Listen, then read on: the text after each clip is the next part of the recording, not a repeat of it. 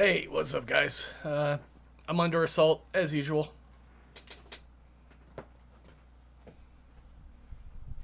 Where are you going? Where are you going? Where are you going? You know it's time, right? You know what time it is? Yeah.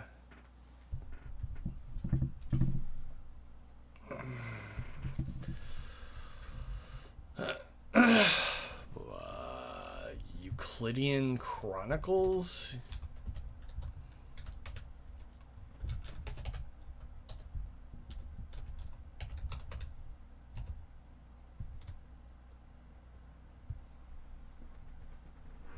Hey. Ow.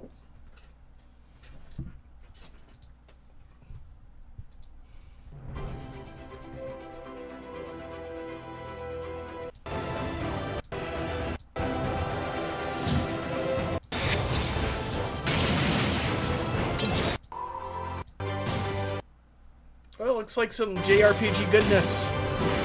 Ow, ow, ow, ow. Hey, cat. Cat.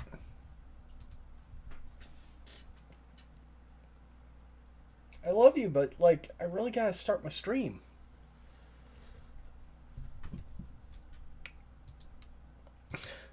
I can't move my arm without her moving. Alright.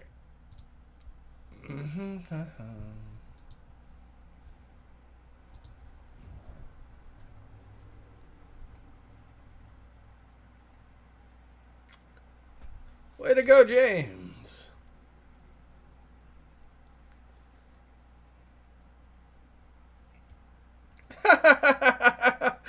Did somebody say Konami? I didn't read the rest of that. I started laughing immediately. Hey, game, where are you? There we go.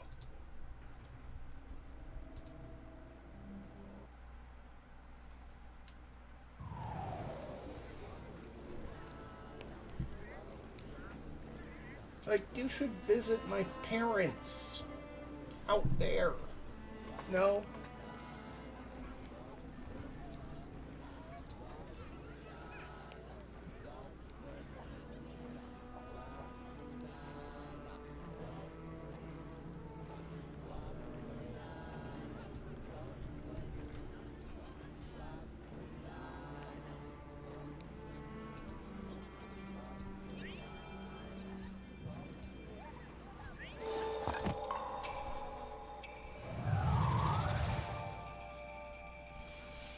Alright, we're playing more Connected Dots.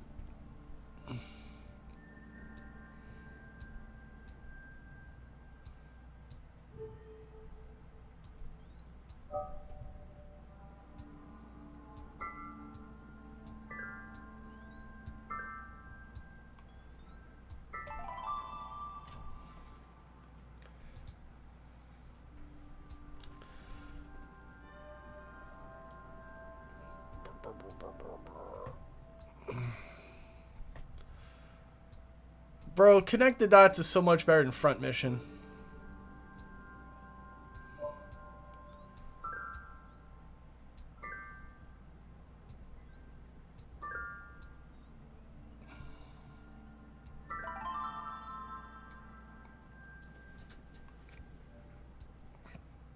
I think this is just about the concept of constellations.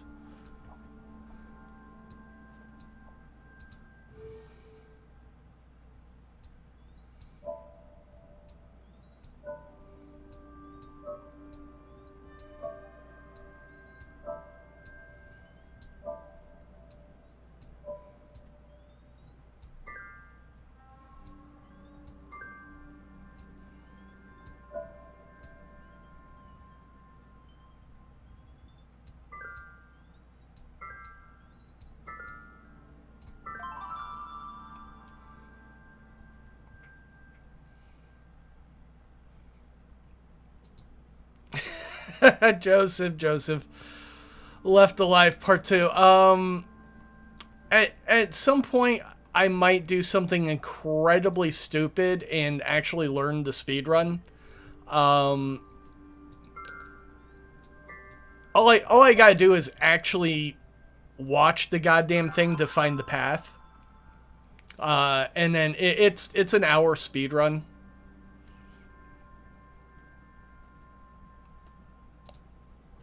So if I bother to do that, like, you'll definitely see that.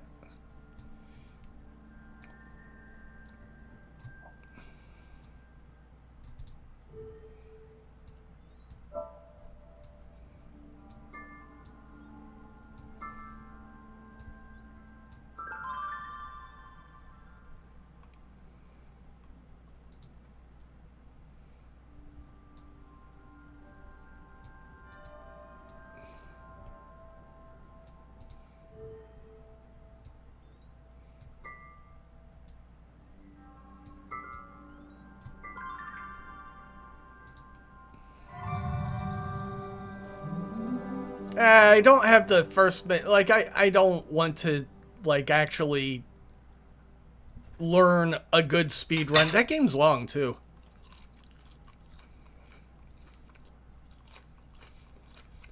I don't want to do a speed run that takes any skill.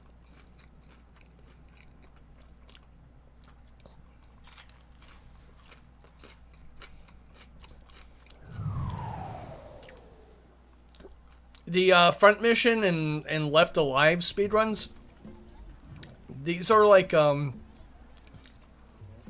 it's like the Quiet Man. There's 2 speedrunners. There's so much time saved that could be had because nobody gives a shit.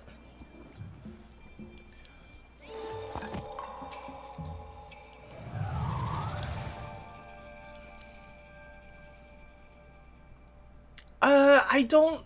So the part of the problem is that my nervous system, like, my spine is really tight, so like I don't have good reflexes. If I tried to go really hard on a game, especially one that takes like a lot of concentration, it's just not happening.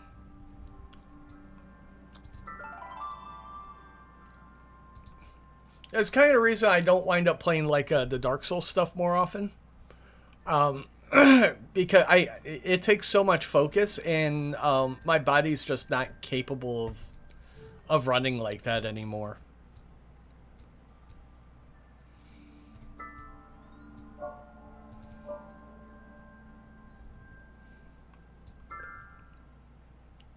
Speedrun of Elden Ring. I would have to, like, at the very least beat Elden Ring at some point.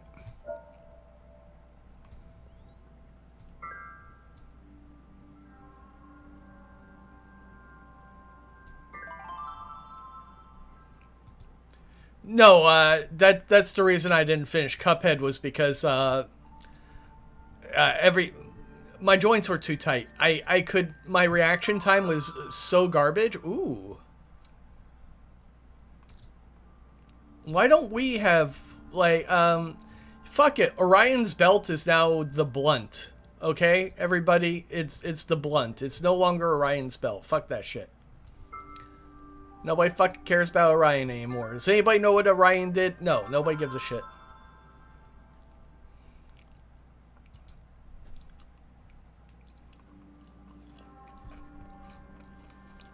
Yeah, Orion grew some good ass shit, bro.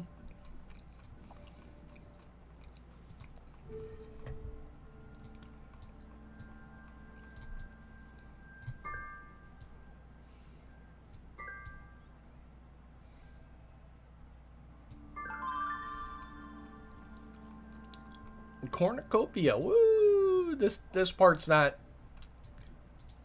great. Not gonna lie. What? What? Okay. Okay, bro. I'll back off. The game's great.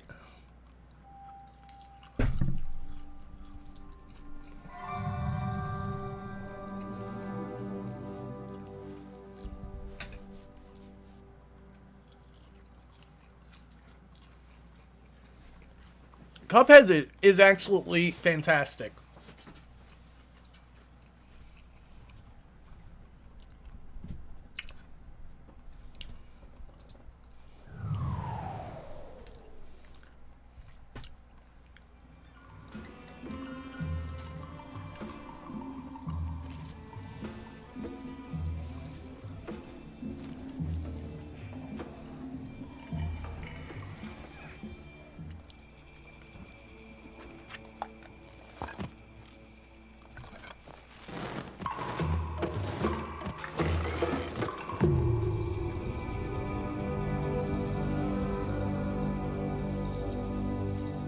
I did the dance.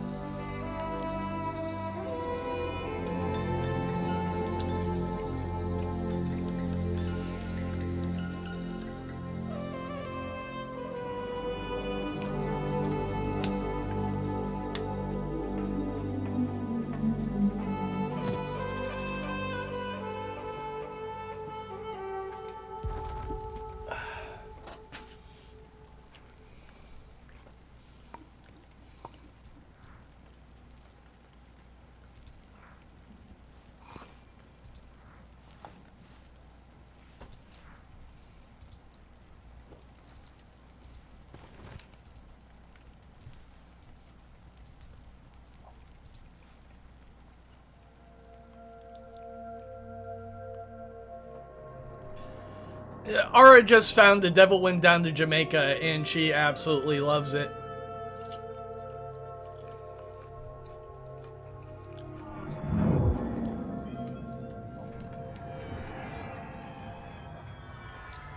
Also, it's mixed with the Muppets Devil Went Down in Georgia.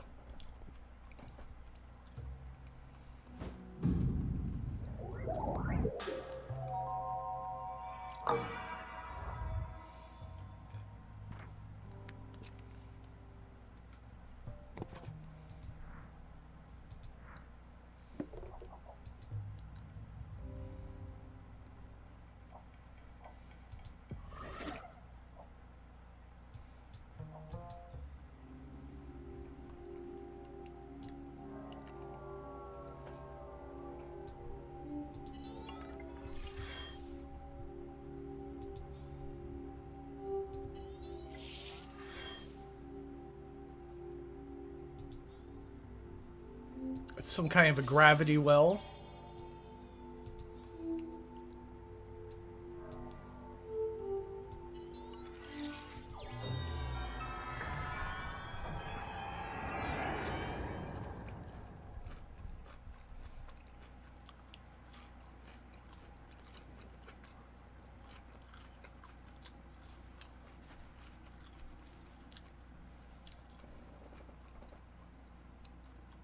$9.5 billion years after the Big Bang, the ashes of an ancient stellar explosion began gathering in a single point. The crush of gravity compacted these remnants so tightly together that they ignited into a newborn star, orbited by a halo of dust and gravel. Around this star, asteroids collided.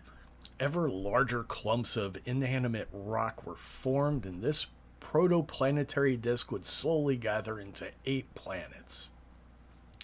Over the next 4.5 billion years, these planets spun silently in the void.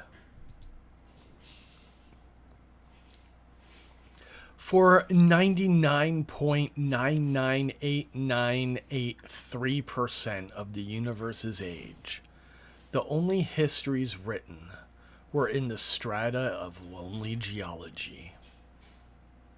But this quiet would not last. My screen's dirty. Blah. Burp.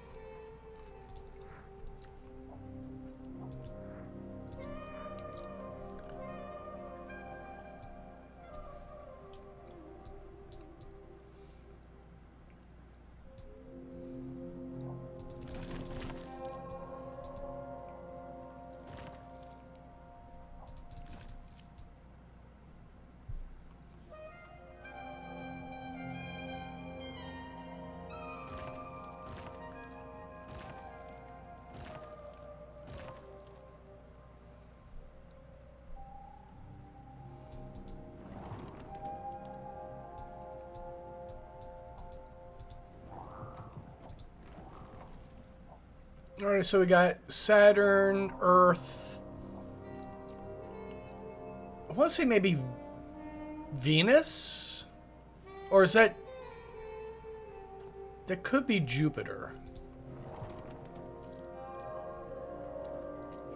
That would be like Mercury.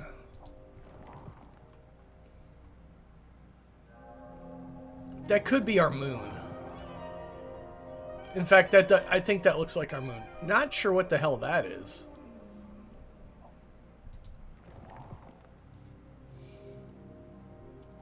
That would probably be Mars.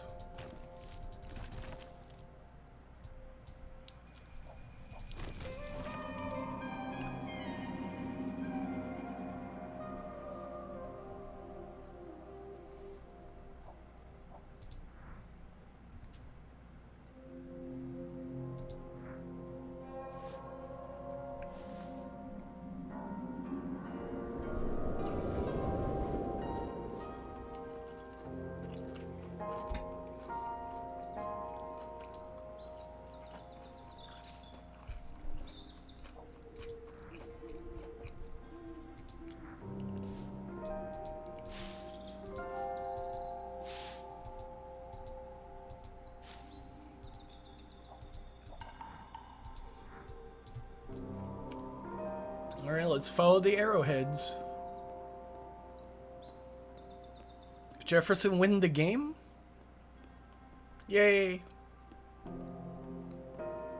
Ooh, I saw Charlie Daniels in concert a few years back. He was sick as hell, but he put on a damn good show.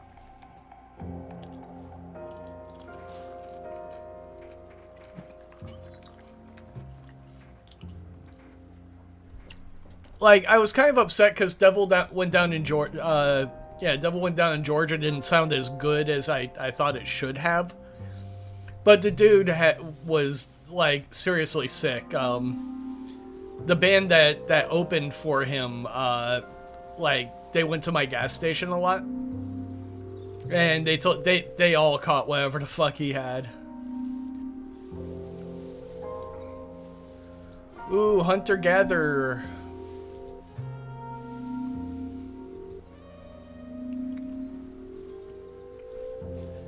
Yeah. I didn't know he was sick. If I knew he was sick, I would cut him some slack.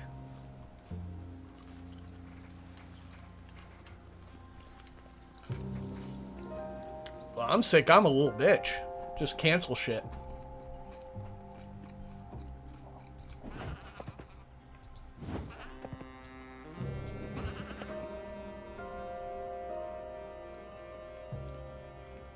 The sheep are naked now.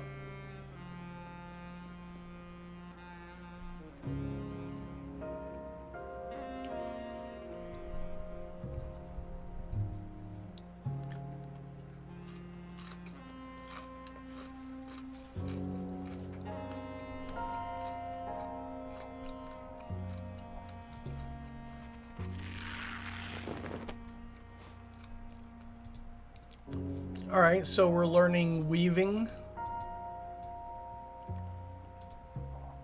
pottery,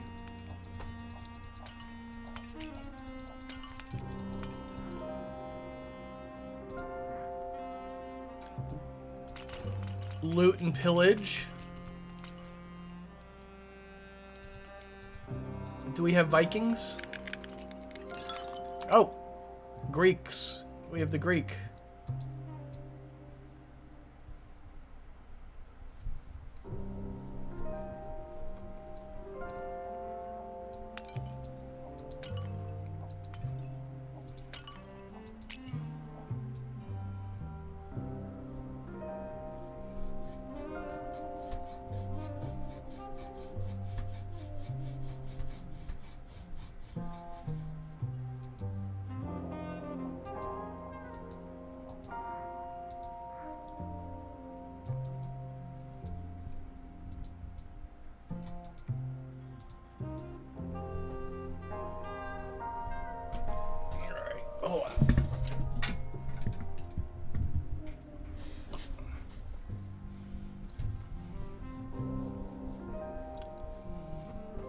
the only thing I can see to do. There we go.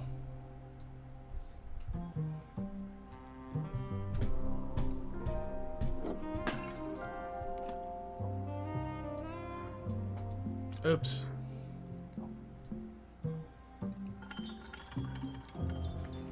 Oh, money. The invention of money.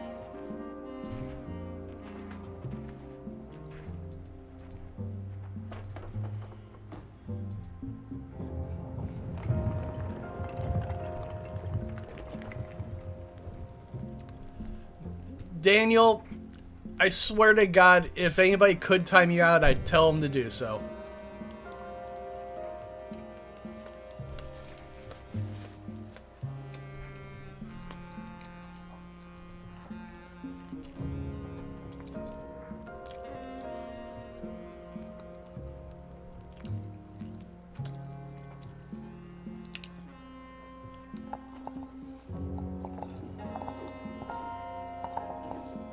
Ooh.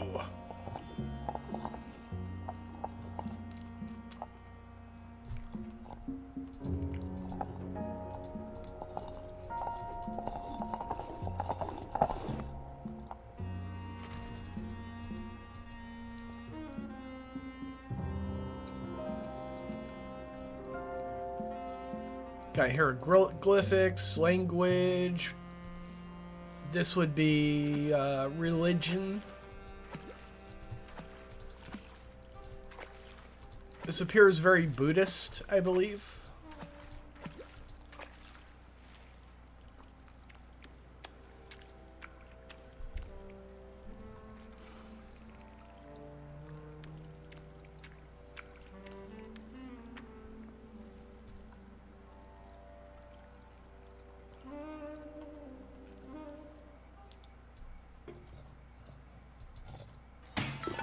Ha!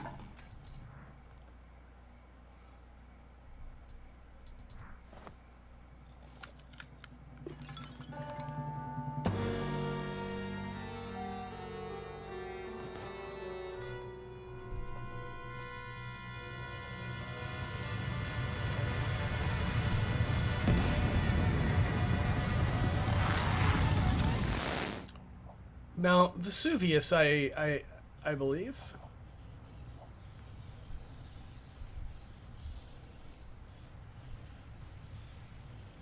These people are kind of fucked.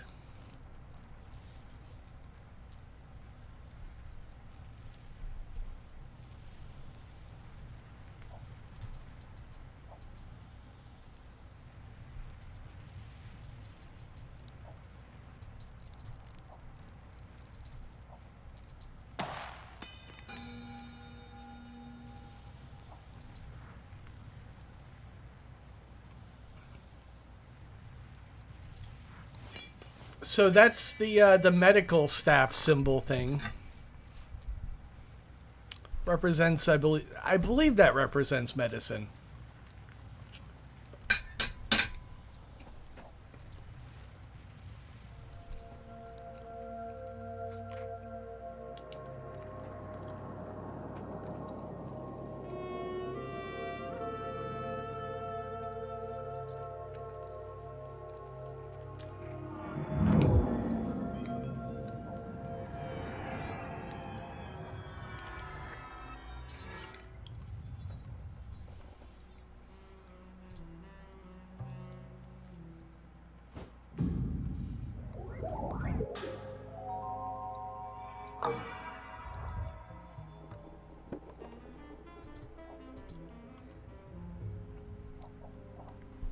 There you go, what Dan said. I am not trying to pronounce that shit.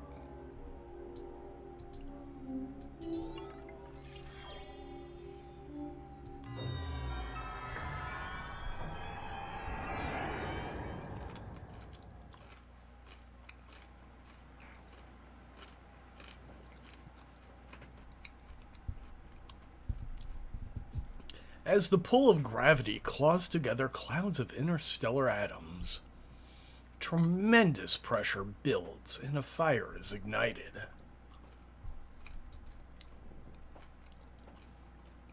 The star is born in a halo of dust, its belly full of hydrogen, helium, and lithium.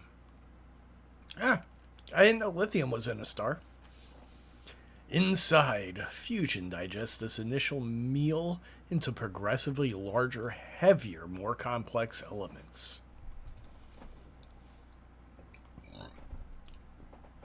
Growing larger and heavier with iron, the the star finally collapses and bursts into a supernova, unleashing a wind of rare heavy elements in its dying breath.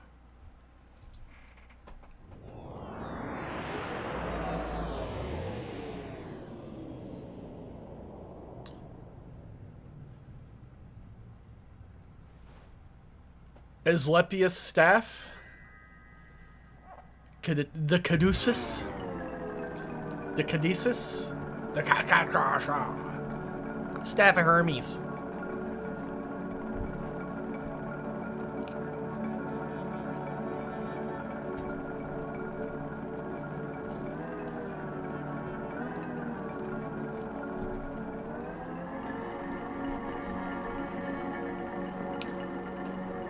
Oh, neat.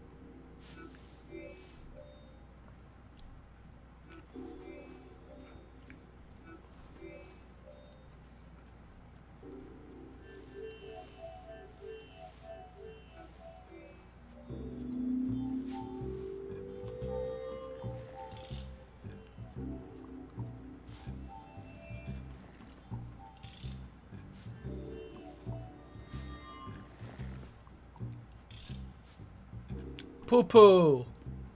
Poo poo. I was kind of feeling like robots instead of like weird interpretive no, or it's not interpretive. What the fuck is the art style?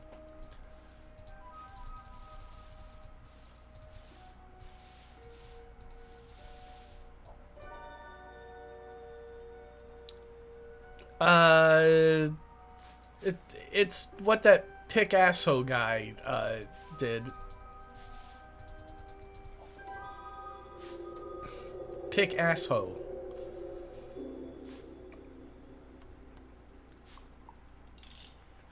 I went. It's not Deco because Deco's really colorful. What the hell is Picasso's style? Impressionist.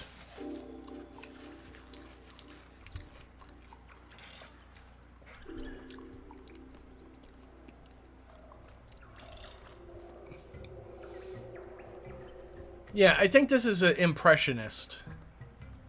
Because, like, the people are kind of, like, shaped really, really weirdly.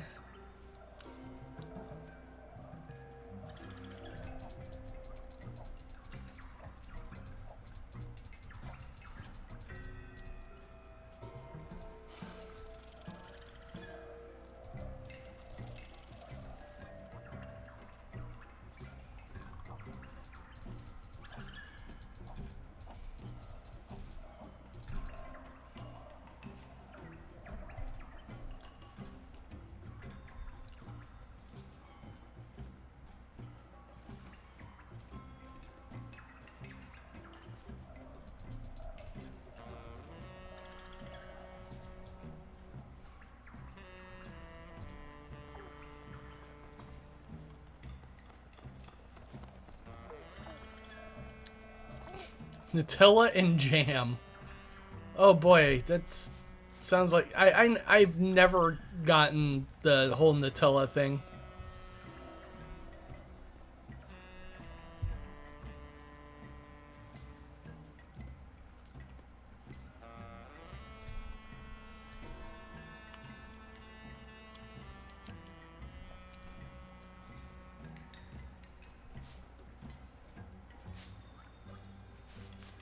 Oh yeah, Nutella Jam. It's my favorite band. Nutella and Fluffernutter. Are you kidding me? You'd have to be high.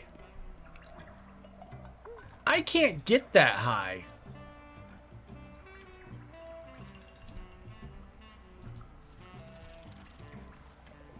Like, I don't think I could get high enough to fucking chow down on Nutella and Fluffernutter. Fucking marshmallow fluff. Ugh. I made marshmallows once. I'd like to do it again.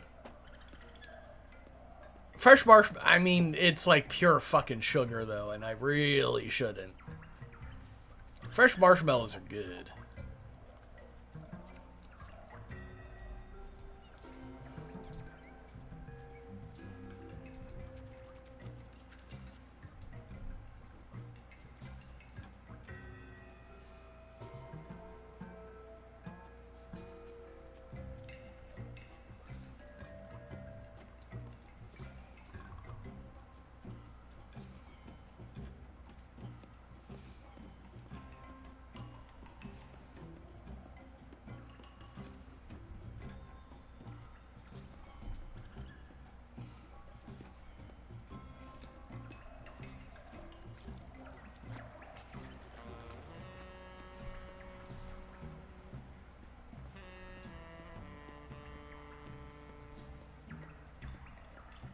Did they double back on the river? No.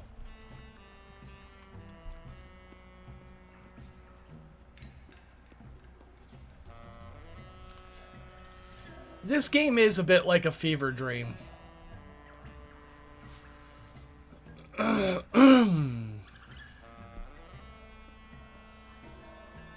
Not entirely sure what I should be looking for. I mean, footprints, I think, but...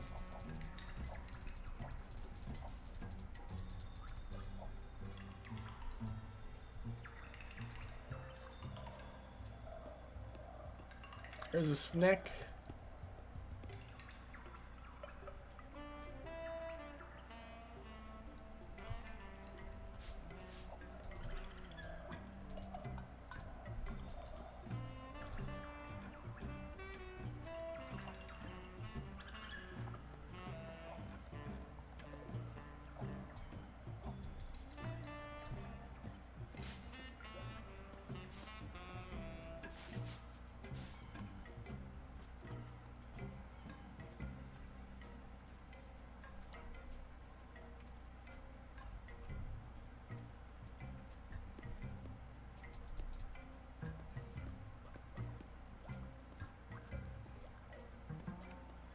Just gonna wander around till I see something to interact with.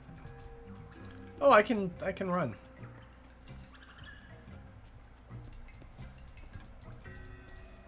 Hey, there's a cave.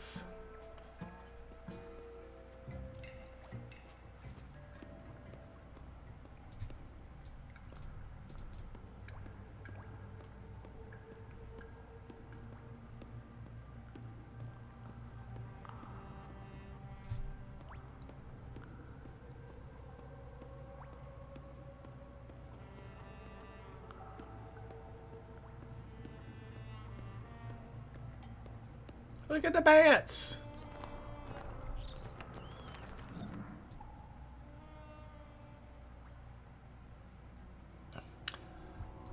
Ancient, God, that's like, I want to say that's old Celtic, fertility idols.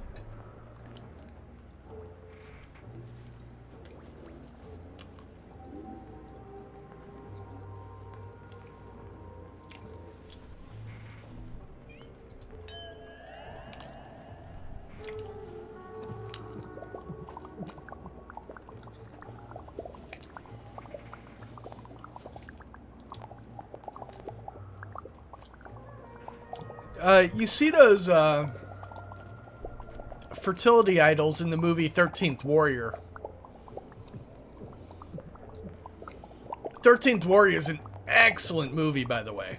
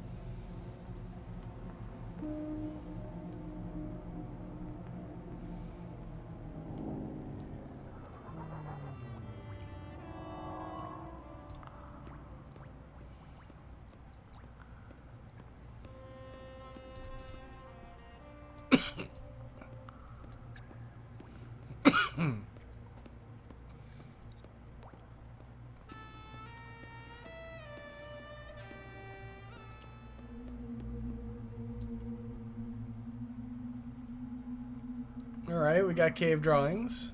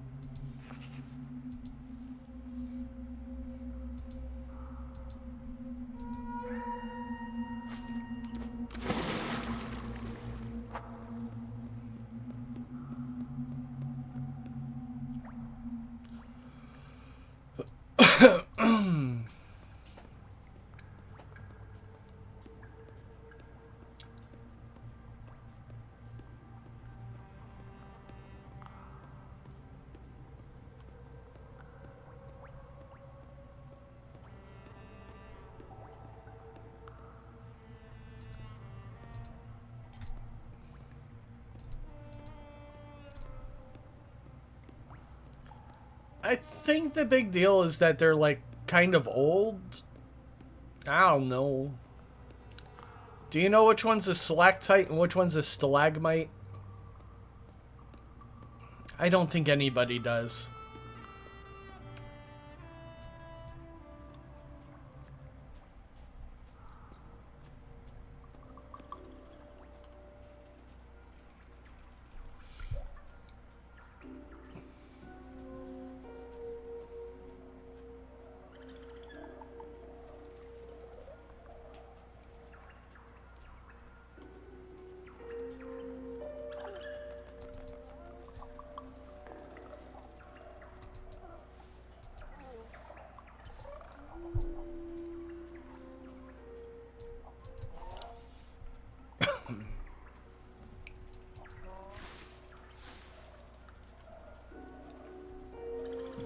Alright, so they're making the same pattern that's in that picture that we keep going back to.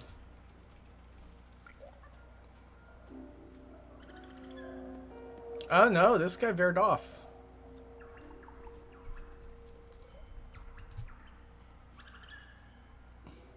Ooh, to the boo-boos!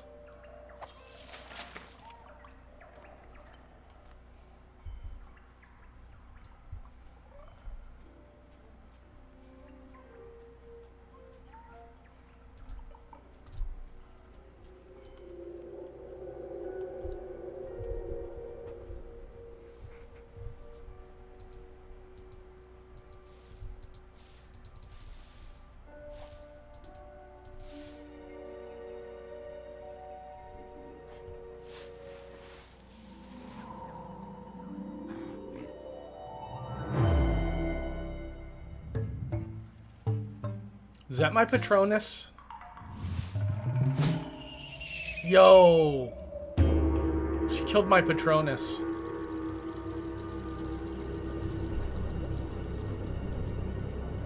F for Patronus.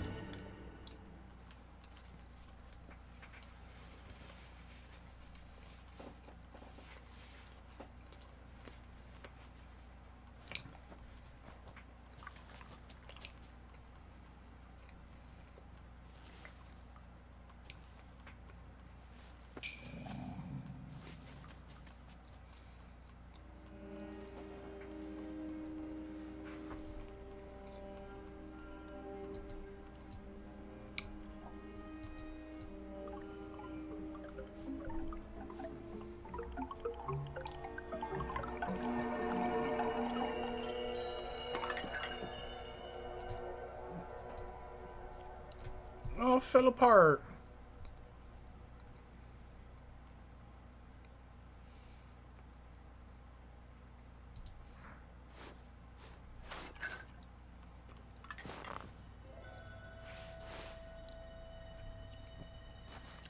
Just gonna take a piece of your skull, bro.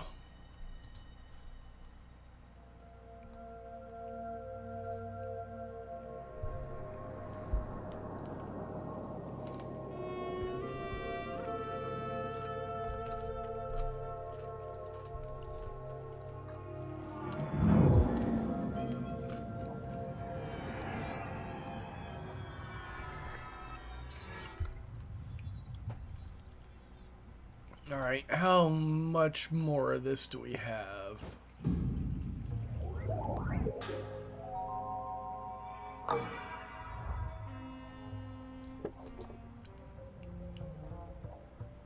There's only a few more dots.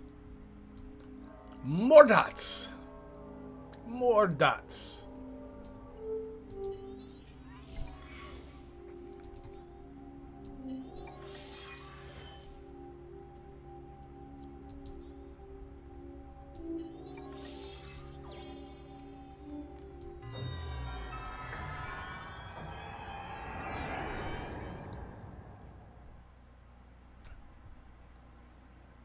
Alright, so we've done Hunter-Gatherer. What's, Winter winds blow as the Earth teeters in its orbit around the Sun. 23.5 degrees of axial tilt result in a planet that bows in deference to its star, frosting the distant hemisphere with deep snowbanks and icy streams. Ah! Axial tilt, nice. But in time, each hemisphere will lean towards the sun.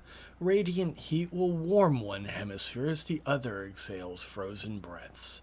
Without the decay of autumn or the dying off in winter, there would be no hopeful budding in the spring nor flowering in the summer. The rare Earth hypothesis proposes that evolution cannot happen without such environmental hardships. The axial tilt that incites the seasons, the tectonic plates that crash together, and the other cyclical forces of the planet drive life to thrive through resiliency and rebirth. I mean, there's always going to be hardships, bro.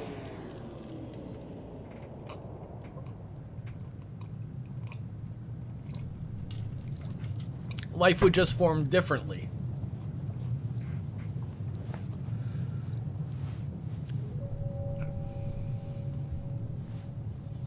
Like, these are just our cycles.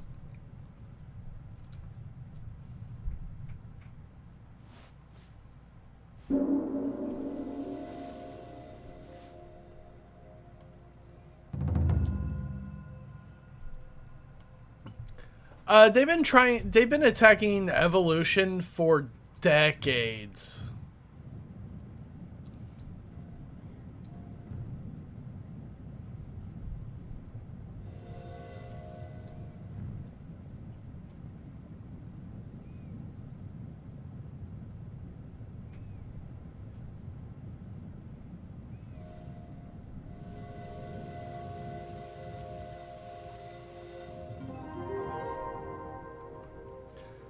Like, my ex-wife got mad at me because I saw an episode of the show Bullshit, Penn and Teller. We're talking about a school in Kennesaw that outlawed the teaching of evolution. And my ex-wife got really pissed because I was laughing so hard at it. That was the school she went to.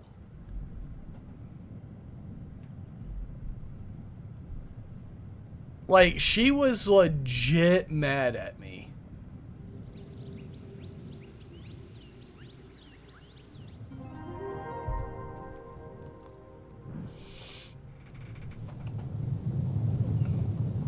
And that was during the years that she went to high school.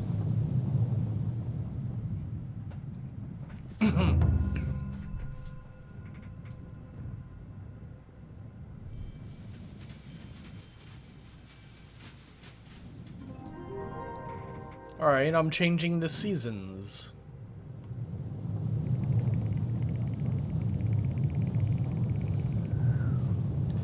Yeah, like, every so often I'll watch this one guy, Forrest Vakai, who, you know, he's a science teacher, and he'll often respond or react to,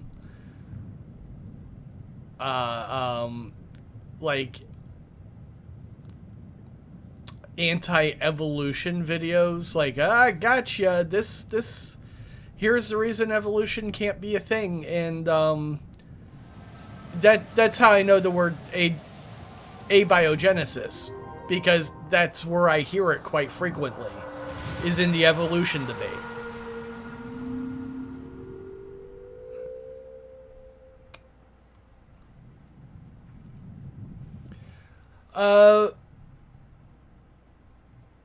My mother often reminds me that for her generation, sex education was literally her mother saying, "Don't let boys touch you there," and pointing at her crotch. I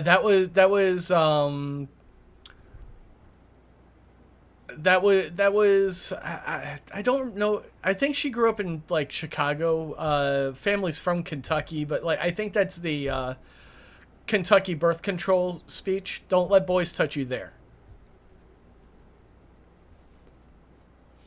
My grandma and grandfather slept in separate beds.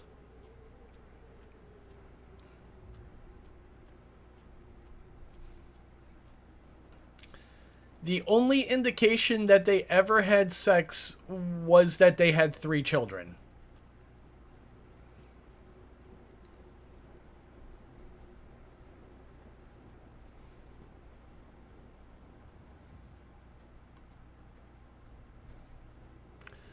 Lilo Dallas multipass. Lilo Dallas multipass.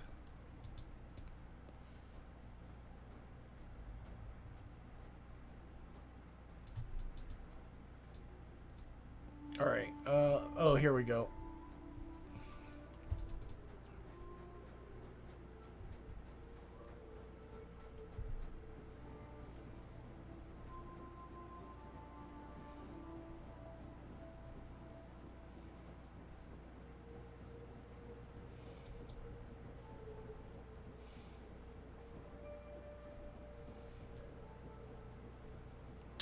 My no square. Oh boy.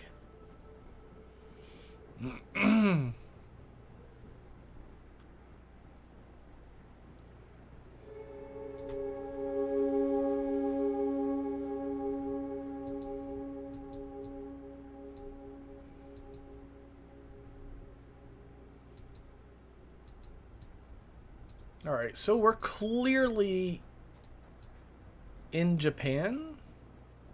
Where you going, bro?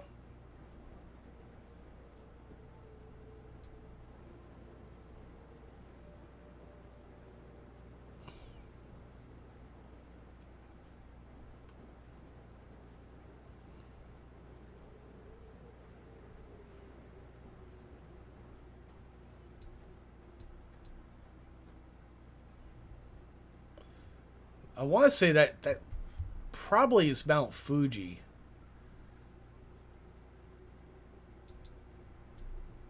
Okay, I guess there's nothing for me to do up here.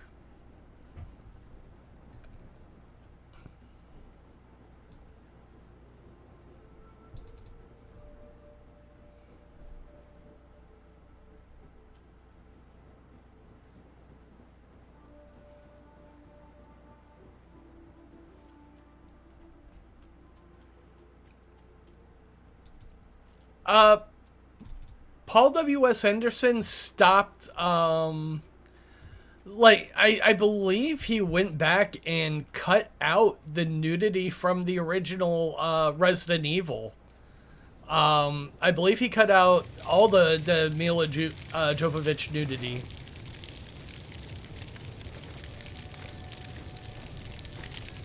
But yeah, I want to say the first movie had a brief nude scene, and it was like I want to say think the third movie she was also topless in that one briefly.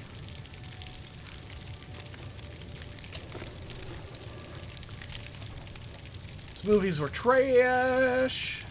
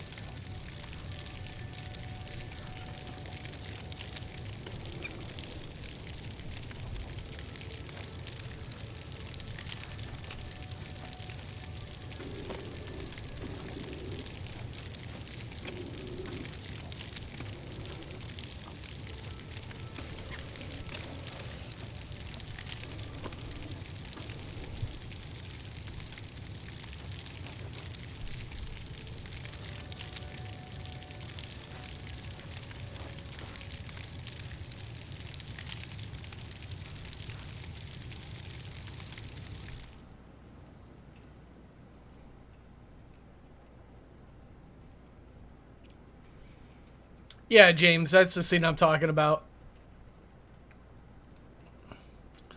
No, in the original Resident Evil, there was full on nudity. What was it? The medical gown she was wearing completely exposed everything, top and bottom. Um, and then again, I believe it was just her breasts that were exposed in the other movie where she was like in the fetal position in the bottle. But like I said, I believe after at some point after he married her, he went back and re-edited those portions of the movies to take the nudity out.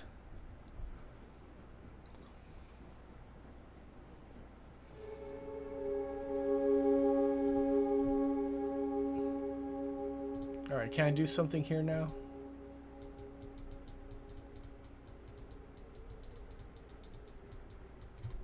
No, guess not.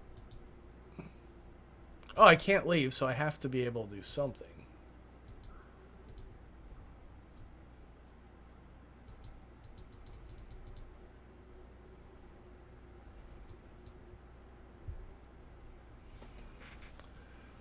What that is, I have no idea.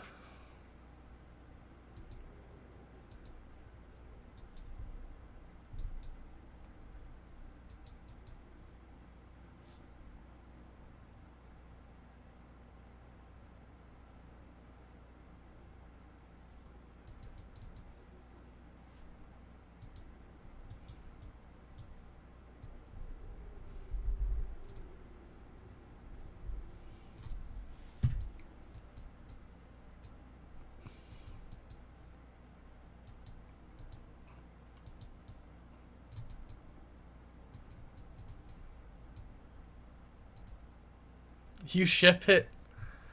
All right, I am confused. I did something back there. I don't know what exactly the game wants out of me now.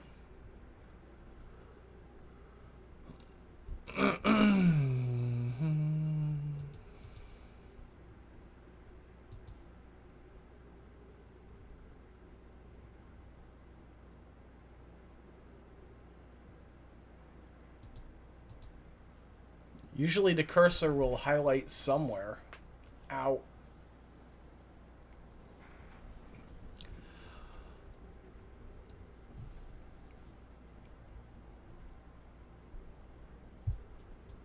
I don't know, I've lost the ability to go back.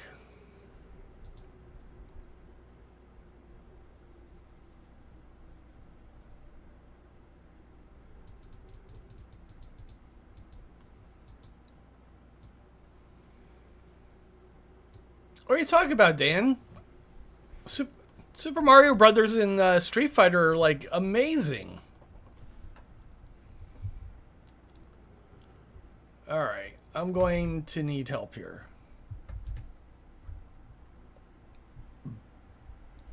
And fuck me, does this game not going to let me go look for it? What's this, Genesis?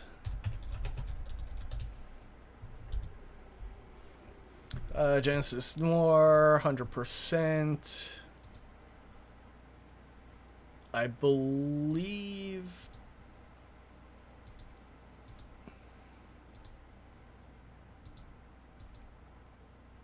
Alright. Give me a second to see what's going on here.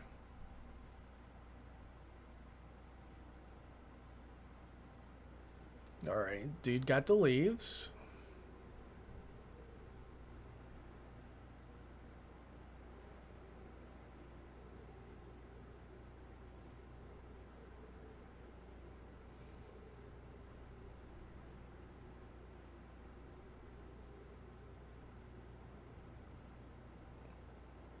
He went somewhere different from me, though.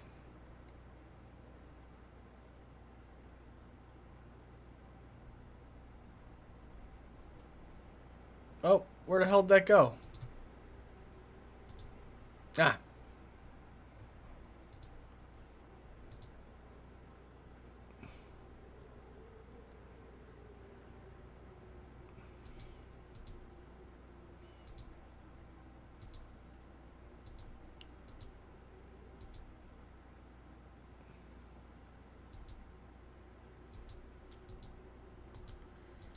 I don't see what he does at the mountaintop, though.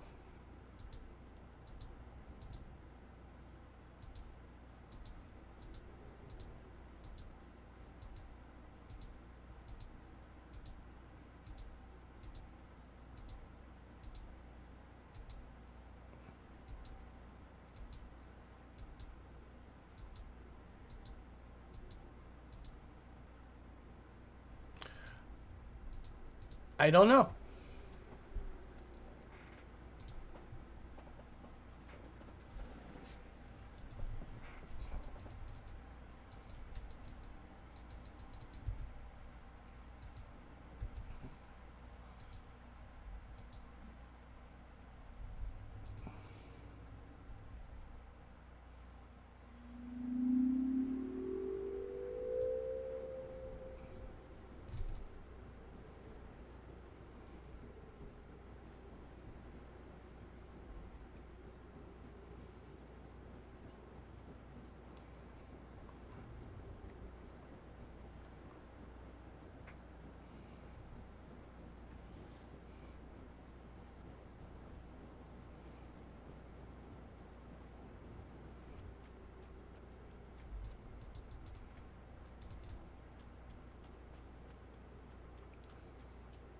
Let's see, went over here, and I found some leaves. God,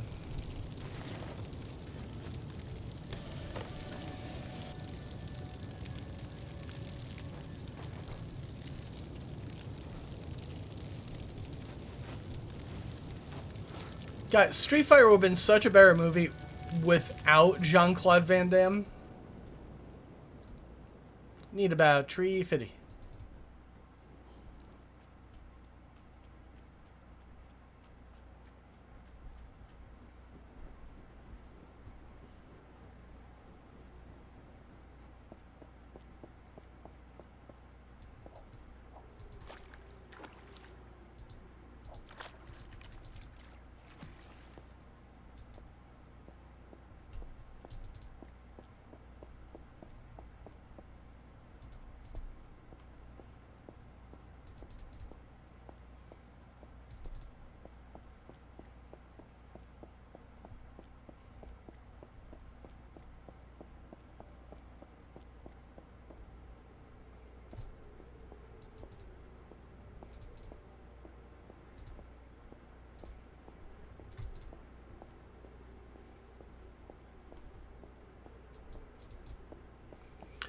Not just Raul Julia.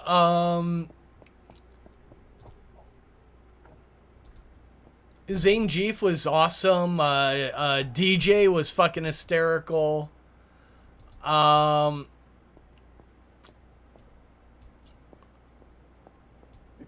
Chung Lee was played by Ming Na Wen, who is still in all kinds of like Marvel properties. I think she plays a couple of different Marvel characters at this point. She was in Agents of Shield, and I think she was she in the Celestials? I don't know. That was shit. I barely paid attention to it. No, no, no, no. I think she showed up in Legend of the Ten Rings.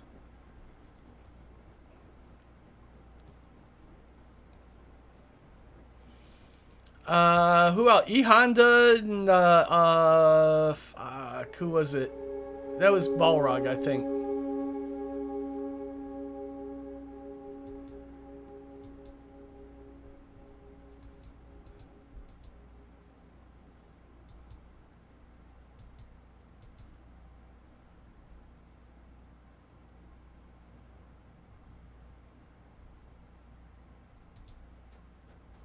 All right, no, don't know what's up with the shrine. I have not seen Tropic Thunder. I keep hearing it's really good, but I've never been able to sit down and actually pay attention.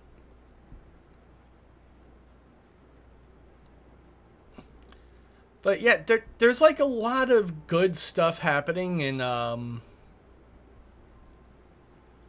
in Street Fighter. Just like the movie is kind of trash, but there's a lot of stuff that really works. Raul Julia and a lot of the other characters work. Like Ken Ryu, the main characters, not really. Oh, okay, so that like forwarded time.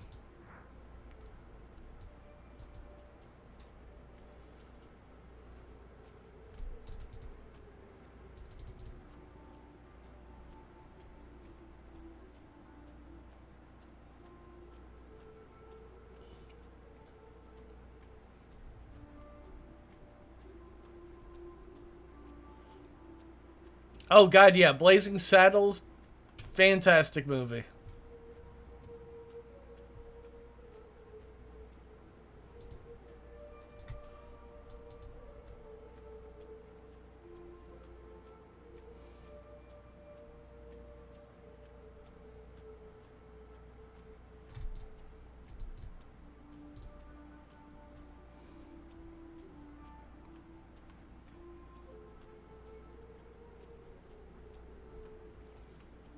I almost got expelled for bringing Blazing Saddles to school one time.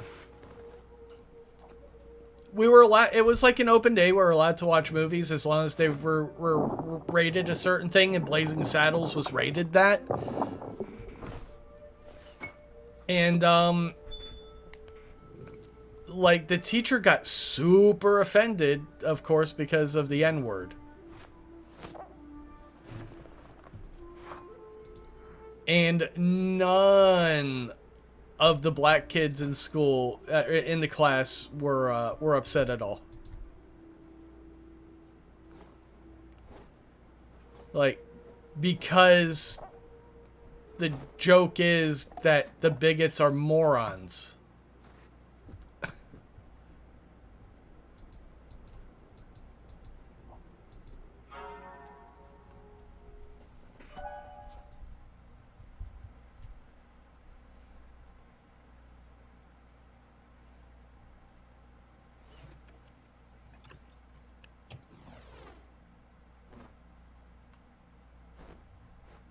Yeah, the common clay of the New West. You know, morons. Fucking, that's an amazing scene.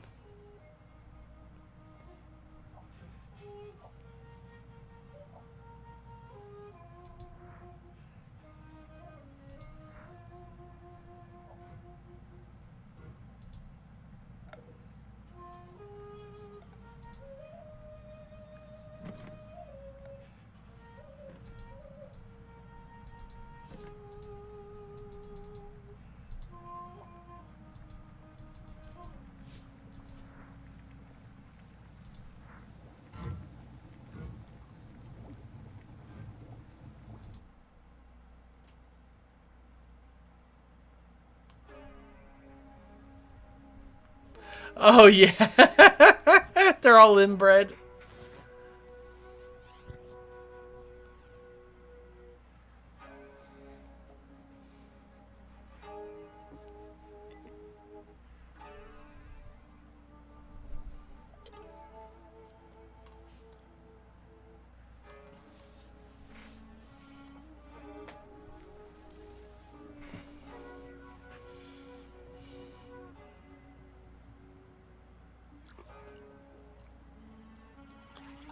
Is he making tea or ink? Tea, I imagine.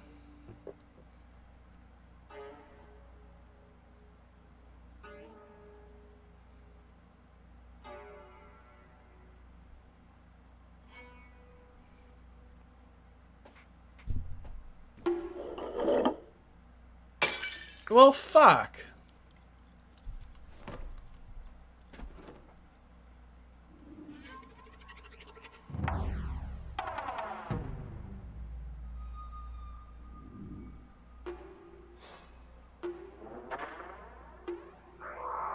Well, that guy's having worse day than I am.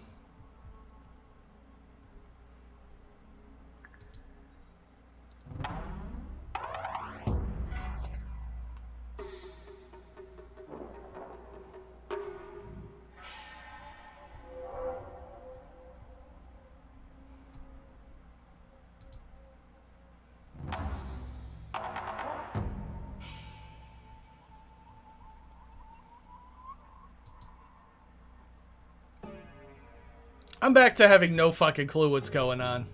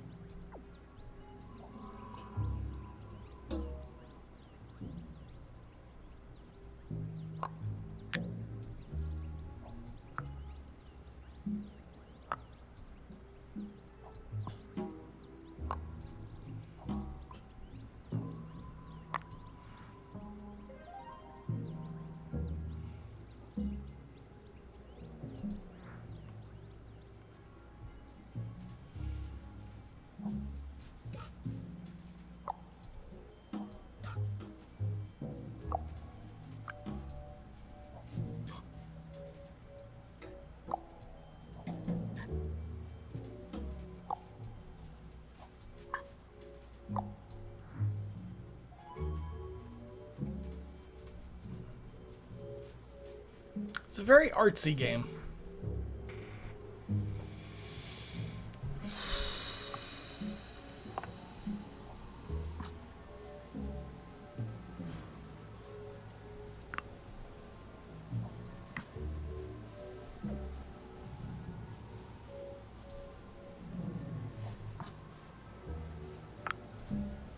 It's interesting how much they can do with the stuff that they put in here.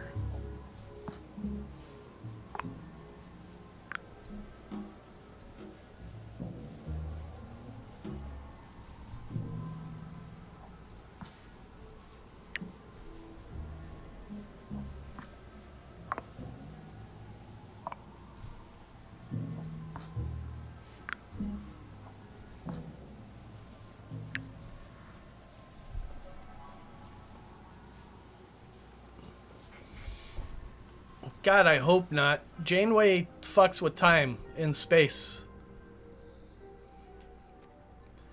I need to finish writing that. Like, I'm just flatly rewriting Picard Season 2. It's not going to be like a full script or anything, but it's going to be an outline for a 10-episode series with Picard and Q. And it goes over the Next Generation, Deep Space Nine, and Voyager, and connects everything in a way that the dots have not really been connected before.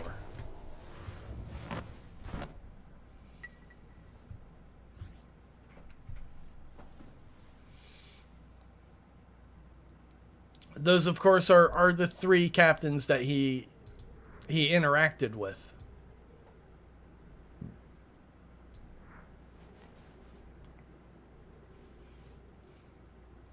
And it's got an actual conclusion. And it ties everything together. Like, it celebrates the history of all three of those shows.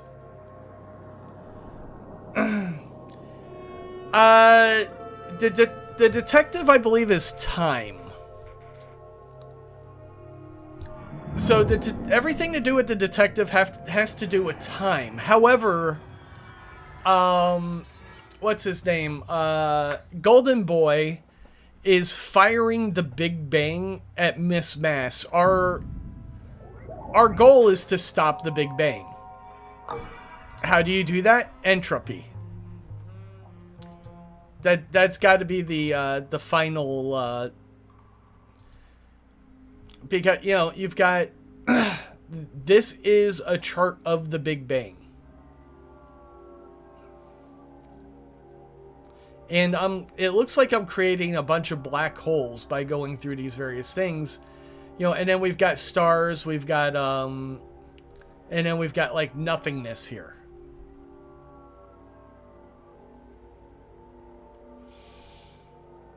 Well, I mean, fuck Paramount. They're not going to make it anyway. This is I'm writing it for me because this is the obvious conclusion for me to the entire arc of Q's story. It's not the story they intended to tell. It's the story they wound up telling. When you make an episodic show like that, like there's a lot of details that, aren't filled in until the end of the show. So there's a much bigger story they wound up telling, and I'm just connecting the dots. I'm not writing fan fiction. I'm actually just connecting the dots to stuff that actually already exists in the show. I am not going to be adding anything new. I am not adding anything new that didn't already exist in the in TNG. All I'm doing is an exploration of those shows and wrapping up the reason so many things happened the way that they did. There is an answer. There's totally an answer. And it'll slap you across the face when you see it. Radio waves from the Big Bang echo across the universe, and recorded in their vibrations is a moment of collaboration. Oh. Electrons and protons, once heated rivals, cooled enough to come together in harmony. Their union creates the first elements and left a song that plays in the background of the cosmos to this day.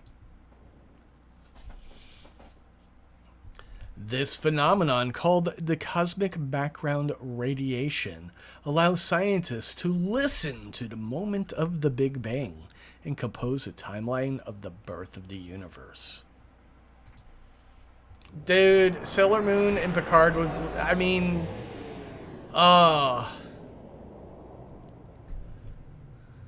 he'd be all over Sailor's Uranus. And Pluto. I said Sailor's.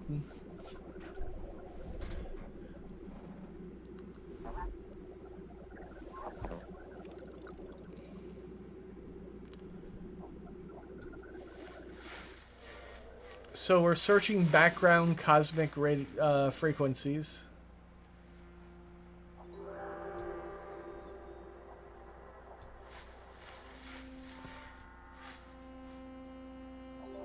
There we go.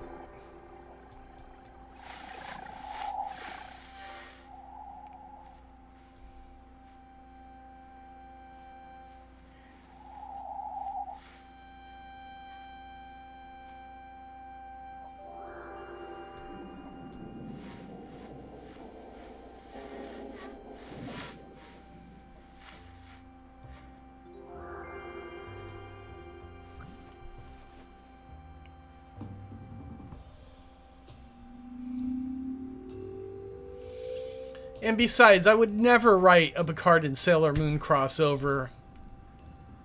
Clearly, the appropriate crossover would be Star Trek The Next Generation and Gem in the holograms. Duh.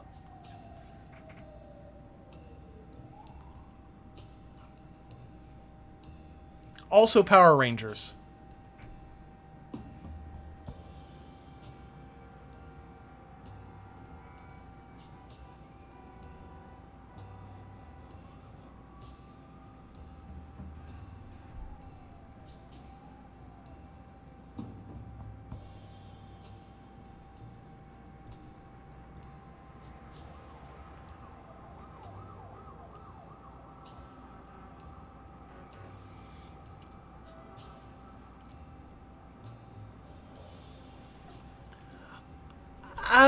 Transformers, I think, would be better with, like Star Wars, maybe.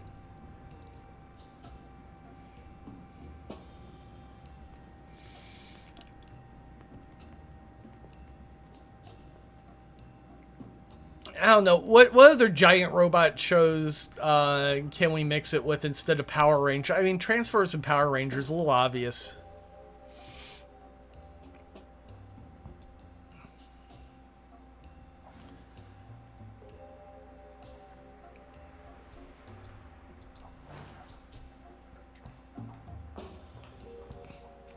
Oh, Big O.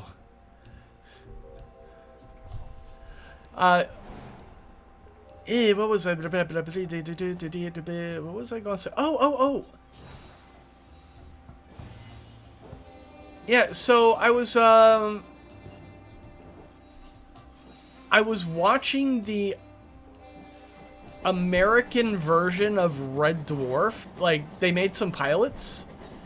And I did not realize that, alright, so Jadzia Dax was actually cast in the American version of Red Dwarf, as the cat.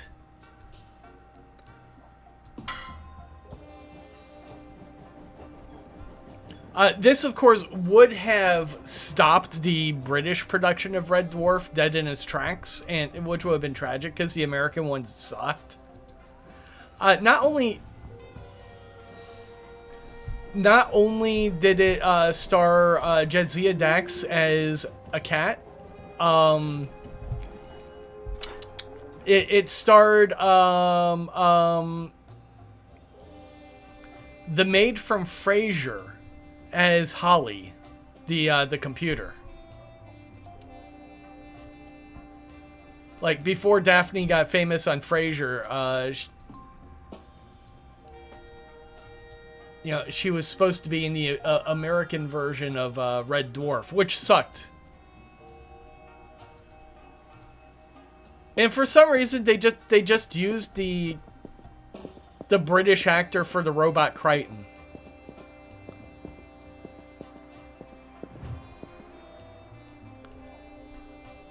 Like, he's the guy that they're like, oh yeah, we're I mean, he's fantastic. But they didn't want the rest of the cast for some reason. They were just like, oh, we just want him. Big O, like, I don't know if I ever saw the conclusion of Big O, or if they ever answered any of the questions.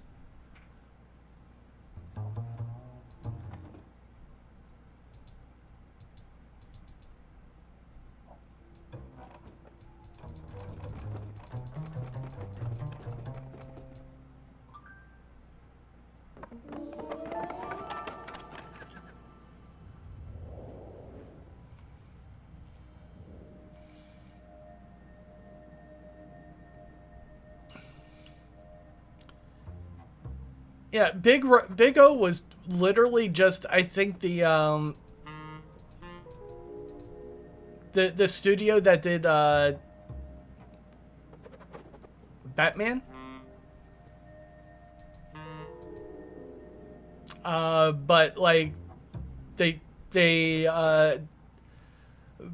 like the Batman animation, Superman animation, they went with a different kind of animation. So like Sunrise, they wanted to continue doing Batman style stuff.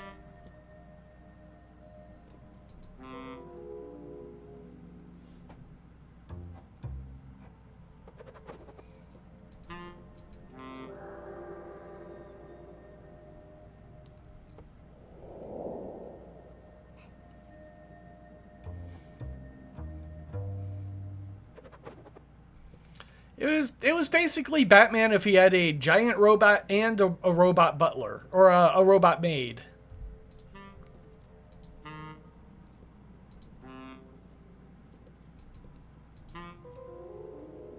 All right, let me pay attention to what this guy's doing.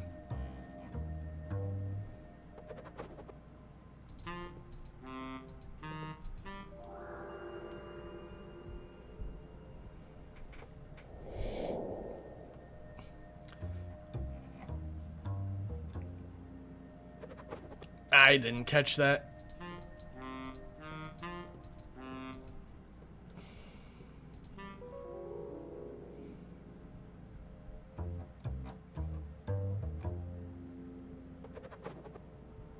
Oh, I am fucking retarded.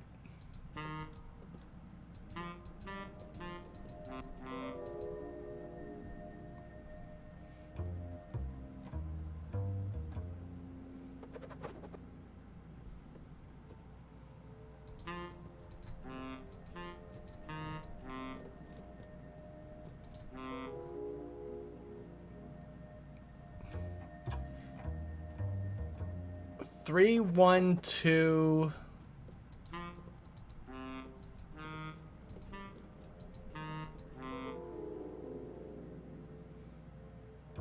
Three, 1, 2, 4, 2, 3.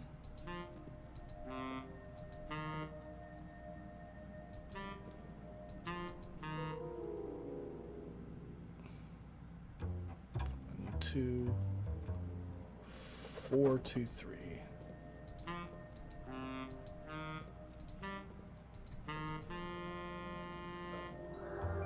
I'm shit at memory games.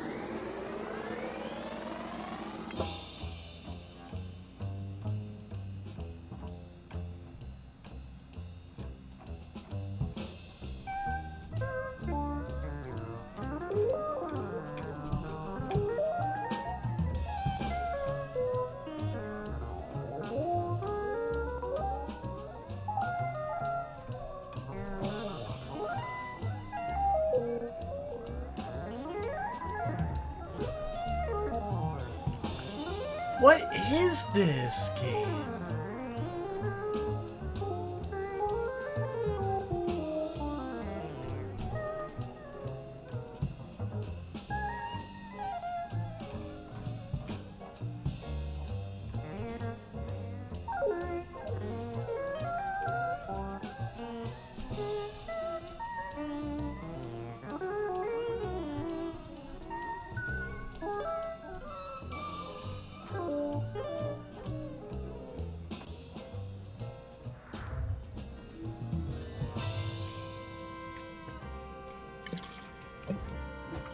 Booze!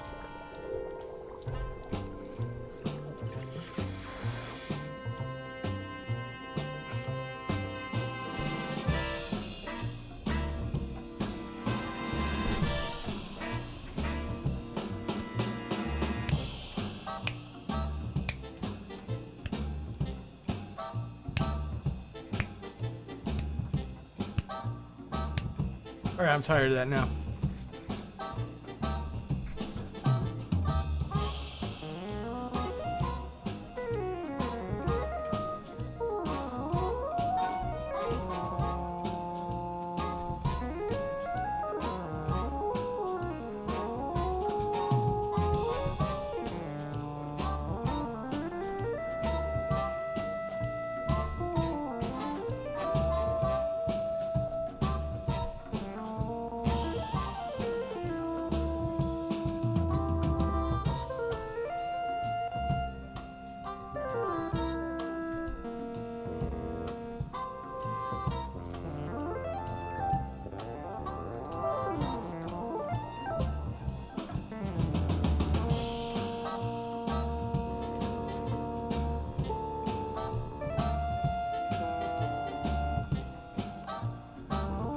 This is, like, funky.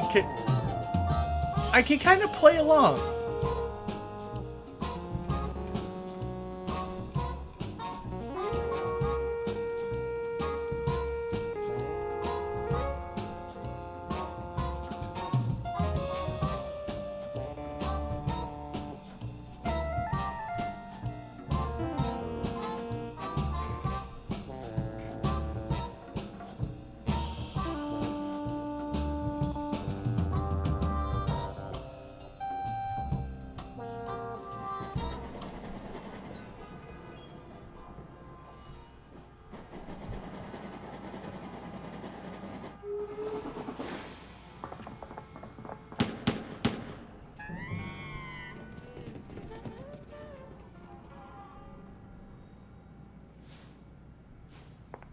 Well, so much for my jam session.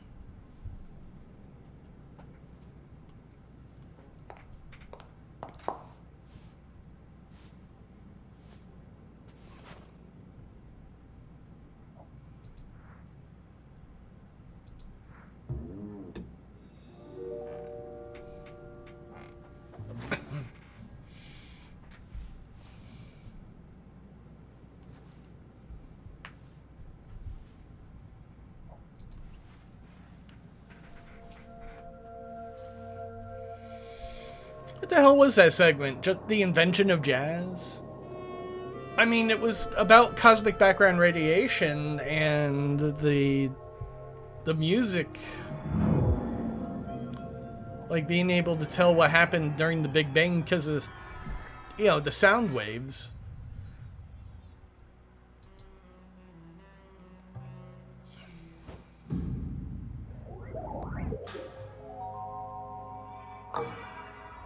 Are we almost done?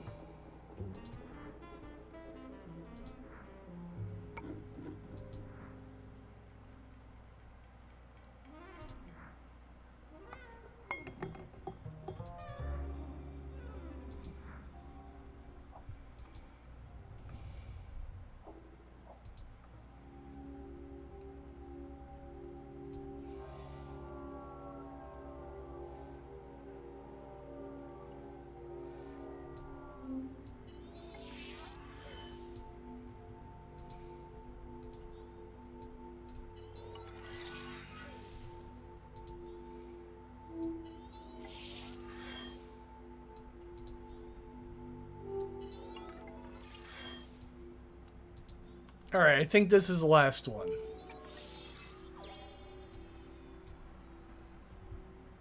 Yeah, jazz has been playing the whole time, but like, you know, that was a segment about the background microwave radiation, or the sound we use to tell what the universe was at its inception. Why, are you bored, Ara?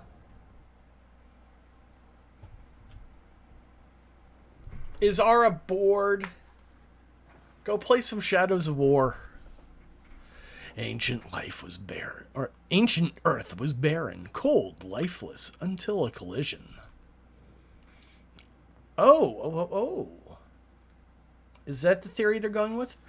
An astronomical body the size of Mars slammed into Earth, showering debris and into an orbital veil as the bodies melted together. This union left Earth forever changed, now with a moon, a 23.5 degree axial tilt, and pregnant with added mass. The planet has become fertile for the evolution of life, though destructive collision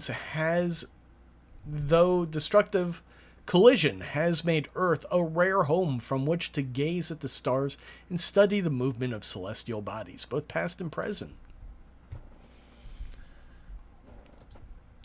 Alright, so I was wondering if they were going with the theory that life was actually brought to the planet from the other body that crashed into us. But yeah, something crashed into the Earth, and that created the moon.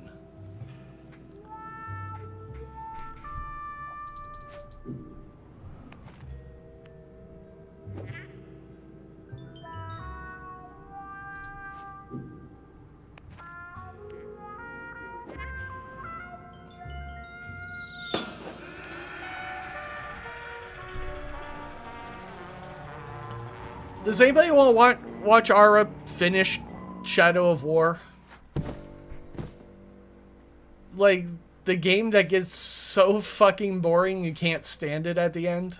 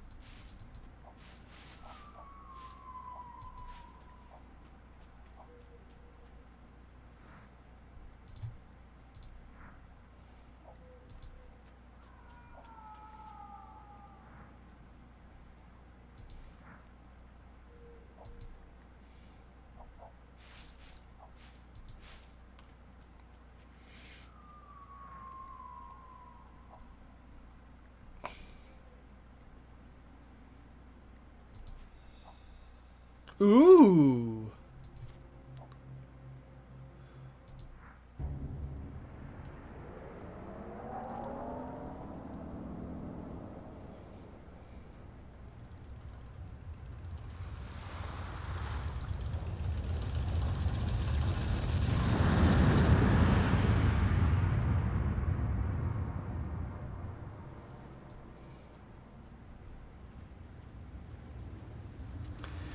You did like 400 streams of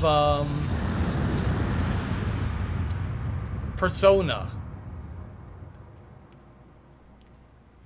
So don't even be like, I already did 4 streams.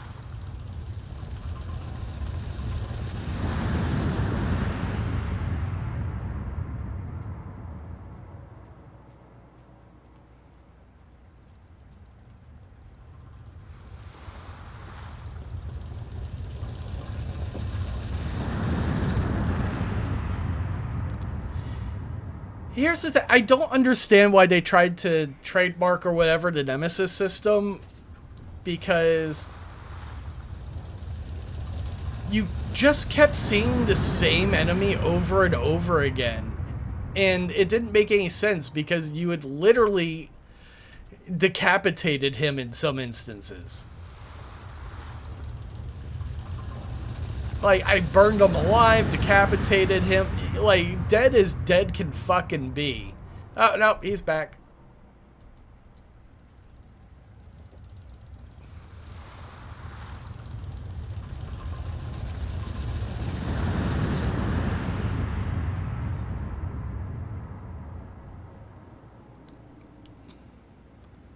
You can't tell me that the sexy spider lady didn't do it for you, Art. Come on, Sheila was sexy in a human body because of course she was.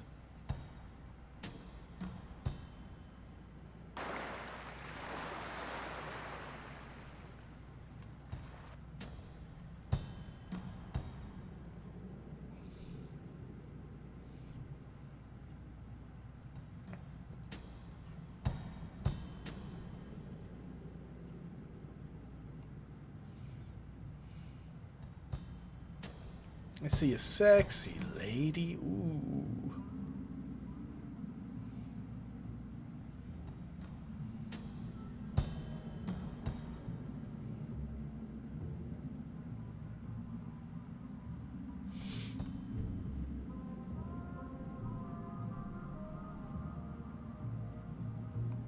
Always bring a towel. This ain't Hitchhikers.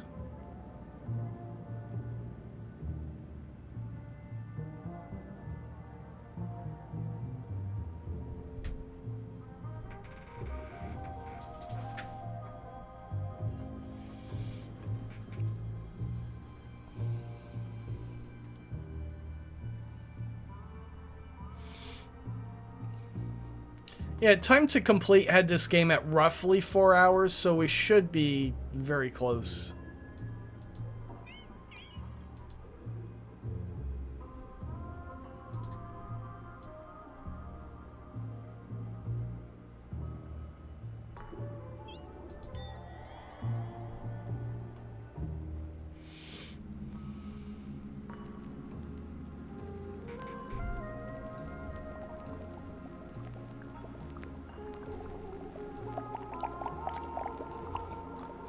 Look, always bring a towel is Hitchhiker's Guide to the Galaxy.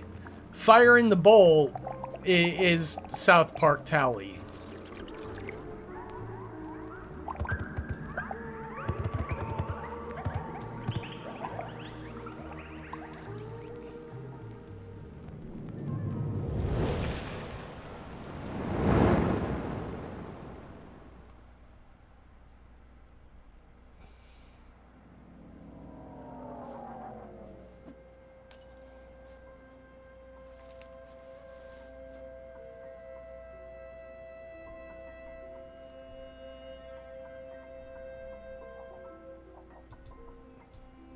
But Dane is deaf, or deaf. I'm not sure which one.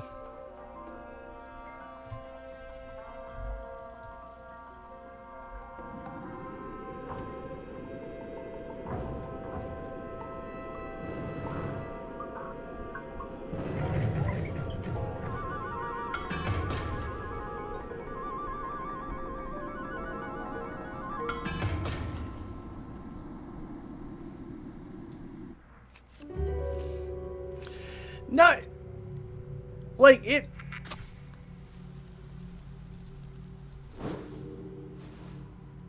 Playing Shadow of War is just like you have to experience it for yourself to figure out how boring and repetitive it gets.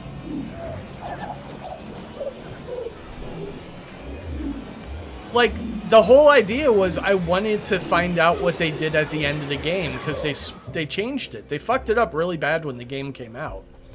And I didn't even make it there. Like, I finished the game, and I said, fuck this.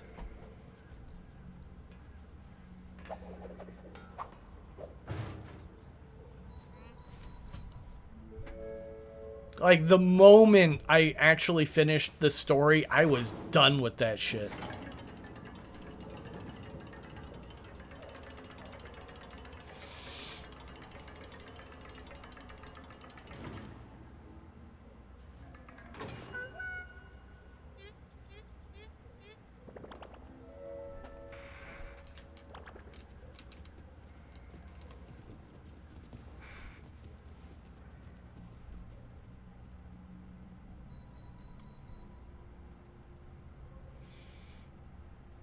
Yeah, but the lore didn't help because, like, you found a you found a fucking arrow tip. It's like an elven arrow tip from blah, maybe. Oh, a piece of cracked pottery. It was bullshit. It was all bullshit. This is an orc mace. There's a million others like it just all over the place, but this one is old and special. Hobbit pipeweed.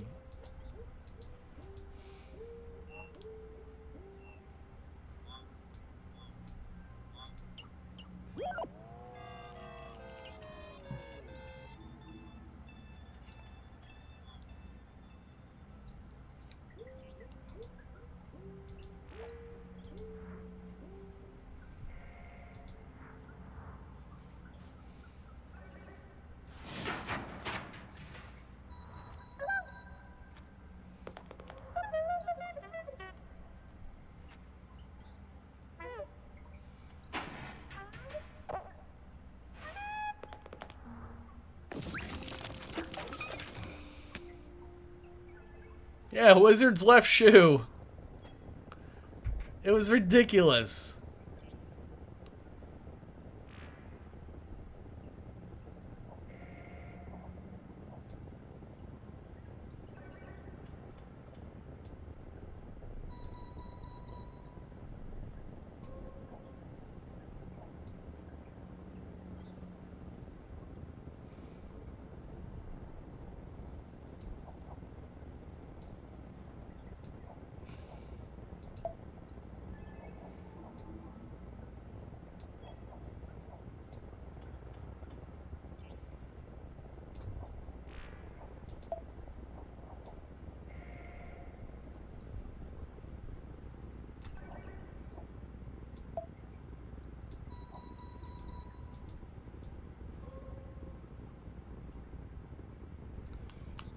No idea what the fuck any of this is.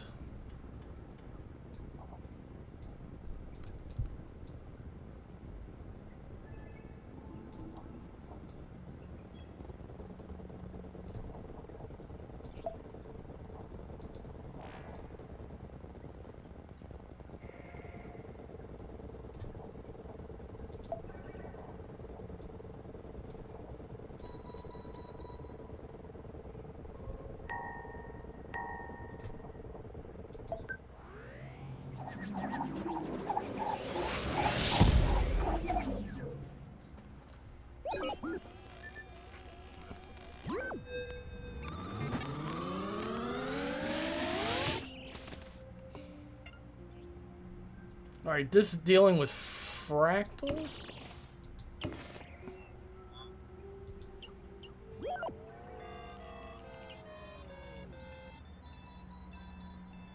That would be the golden ratio, too.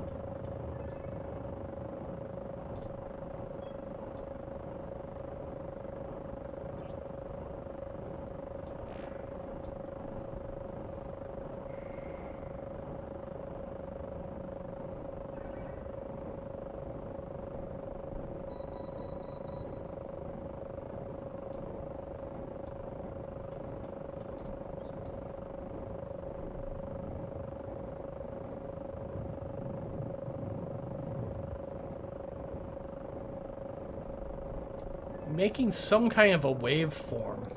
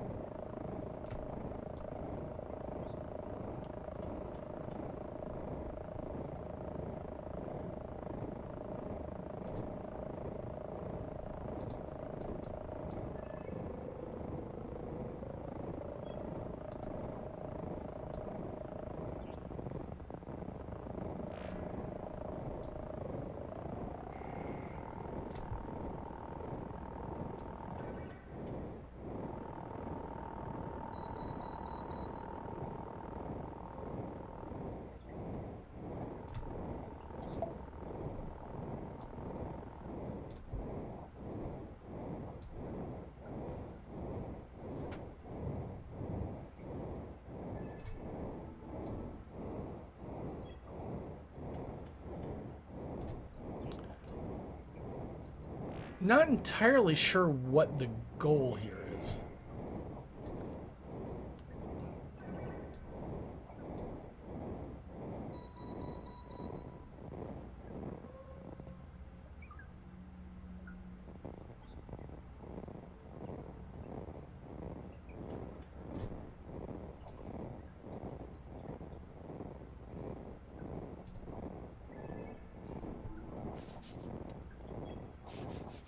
Ah.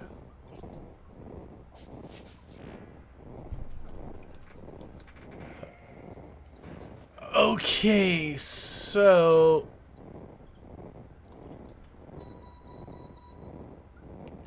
this dial here, this in the middle.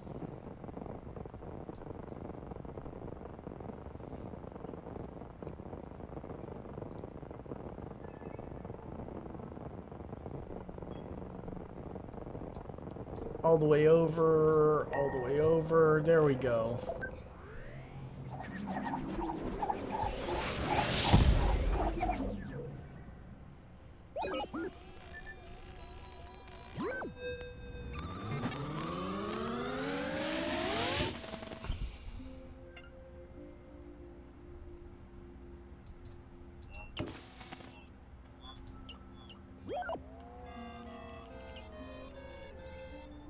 Well, why didn't he marry him? If he loved Stephen King.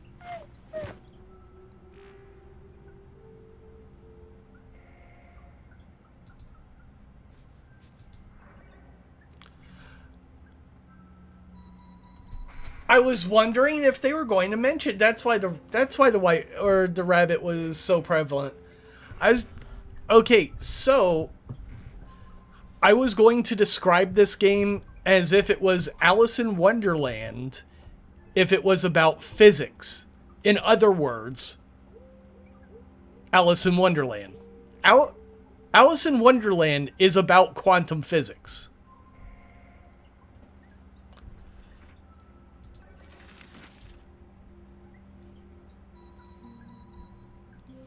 The rabbit started violently, dropped the white kid gloves in the fan, and scurried away into the darkness as hard as he could go.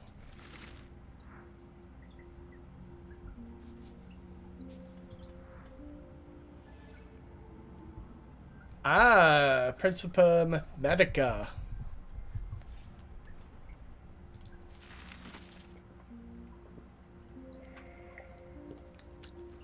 Yes, Alice in Wonderland is an exploration of quantum physics. I do not read Latin.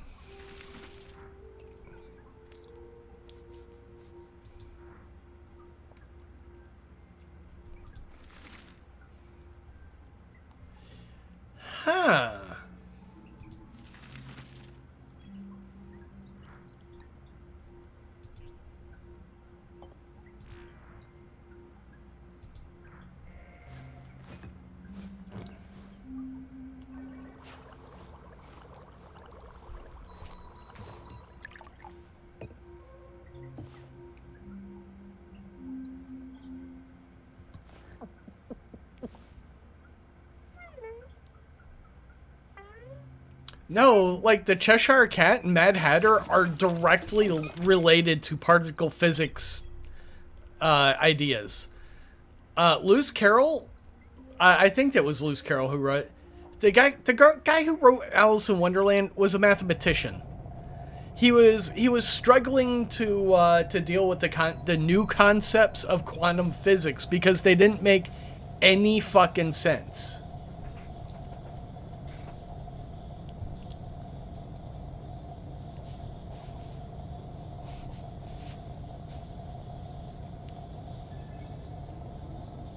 All right.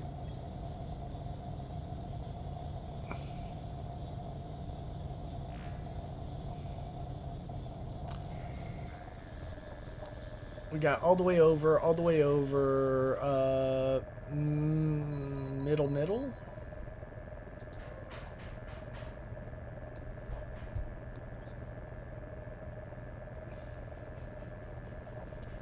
Also, these guys middle?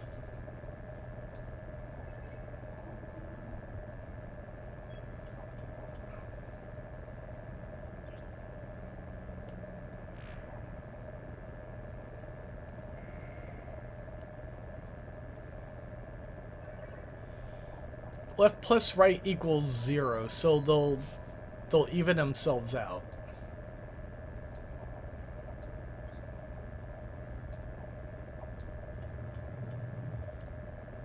Alright, so that's worse.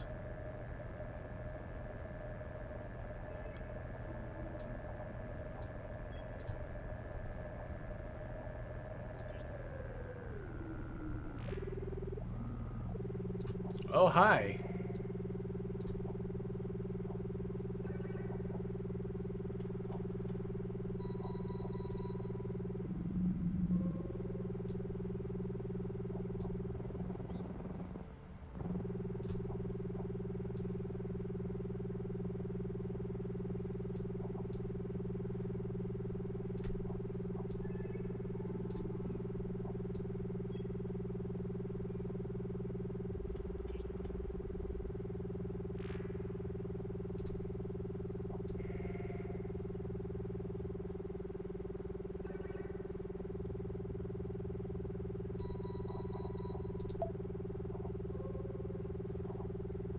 Alright, what's off?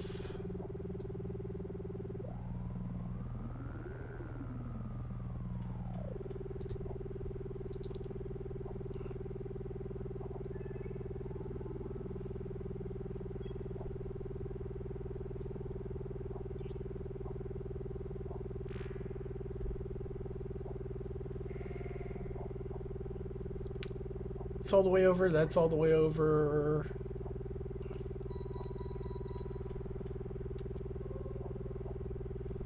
Alright, so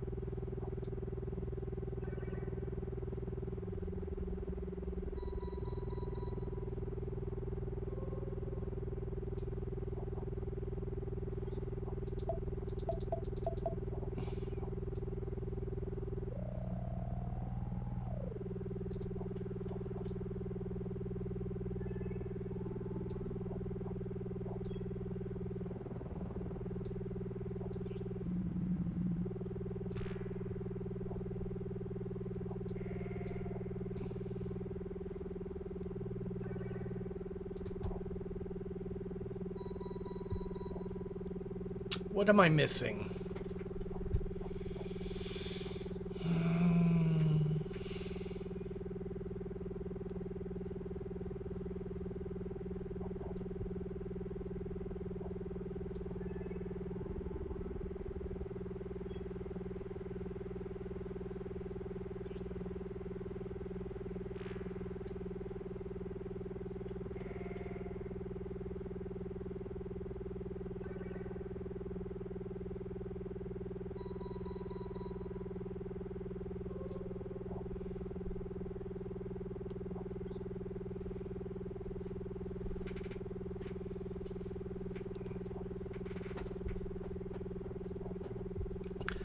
I don't know about smoke from a pipe and change shapes, but I believe that when Alice shrinks down, she's actually entering the quantum realm, which is also why she's like in a dreamlike state the entire time. She's trying to interpret what she's seeing around her.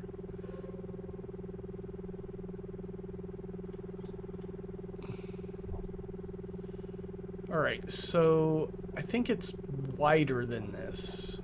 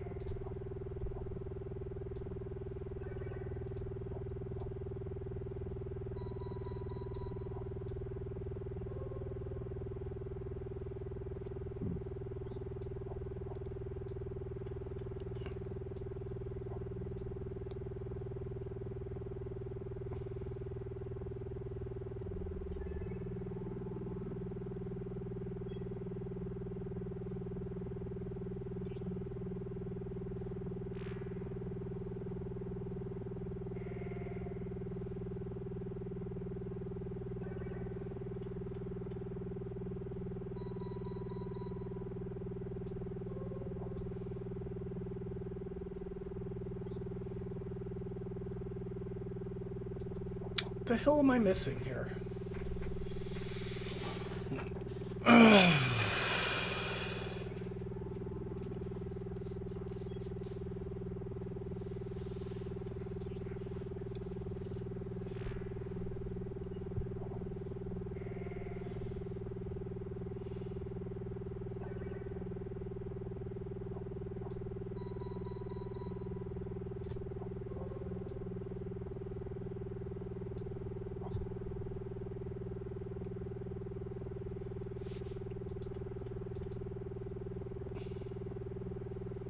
Alright, so that's all the way over, that's all the way over.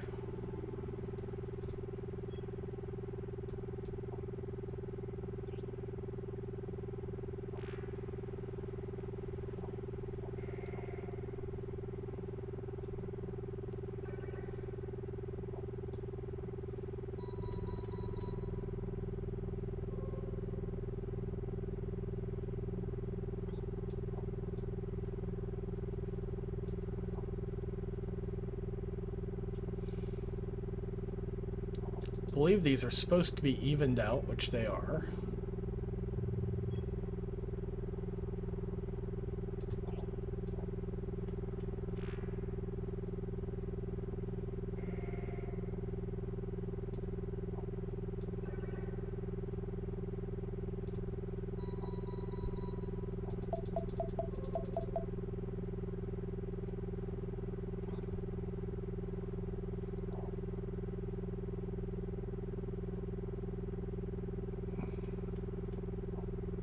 Cop 547, yeah, that's this.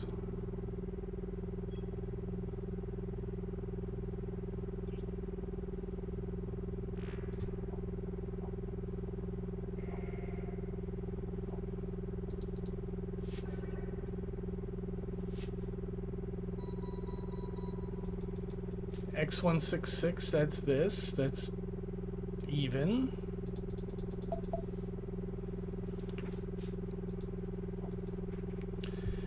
JE801.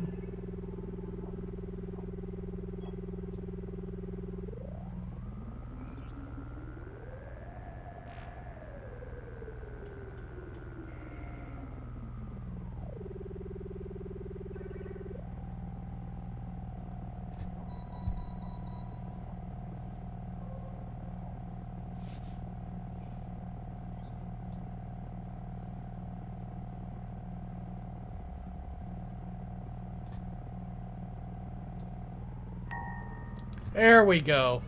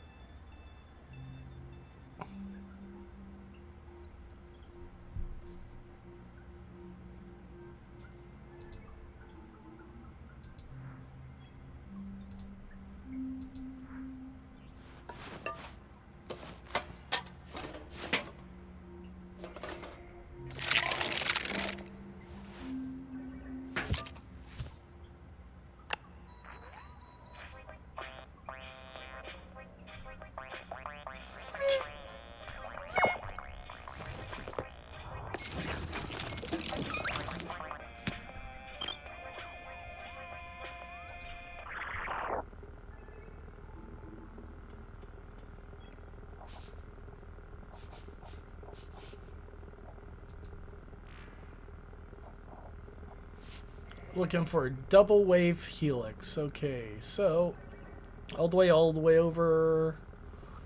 Blah blah blah. Those are evened.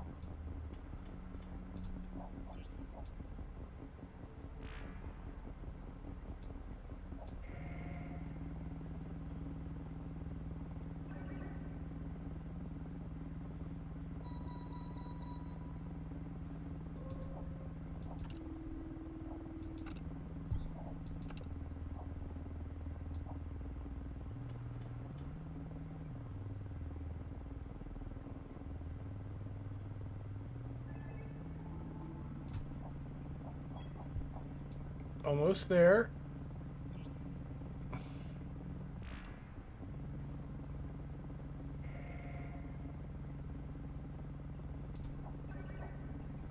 Alright, so we're looking for double wave helix. It's close.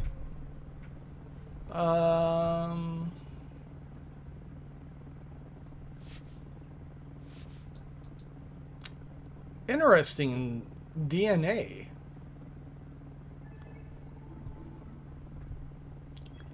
Is that like a little bit wider, maybe?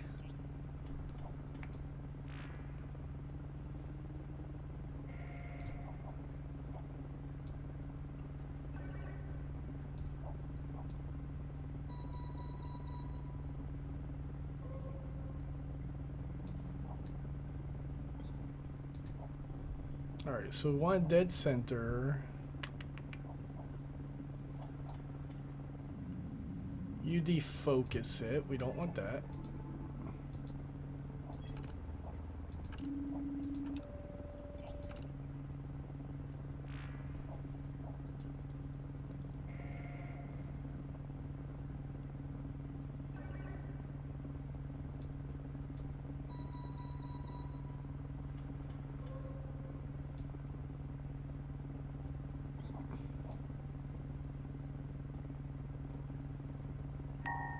There we go.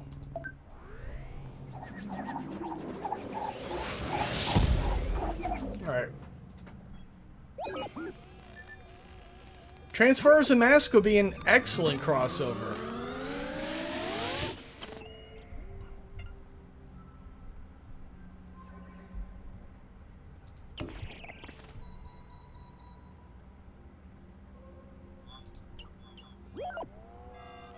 My mask.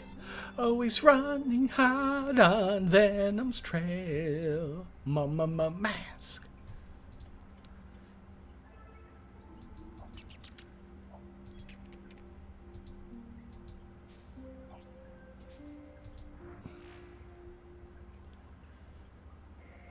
Be here now.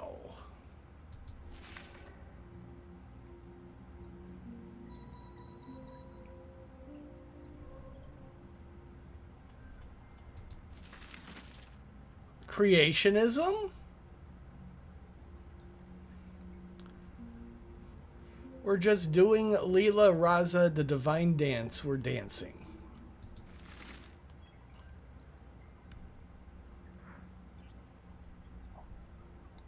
Interesting.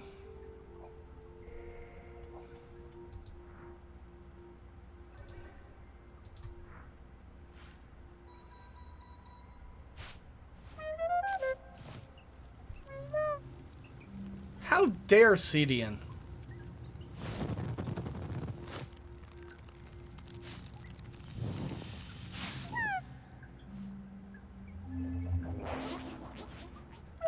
Bro, she's high as fuck.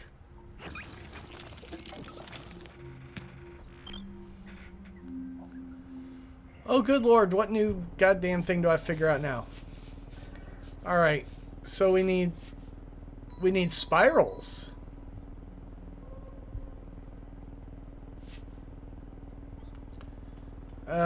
What's the new machine? Ah, this thing?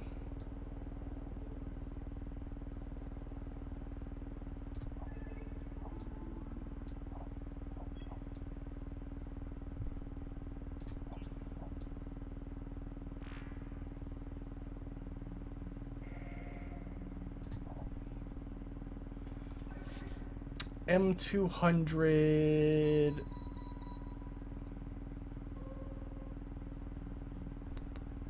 Alright, so now we're turning that dial all the way over.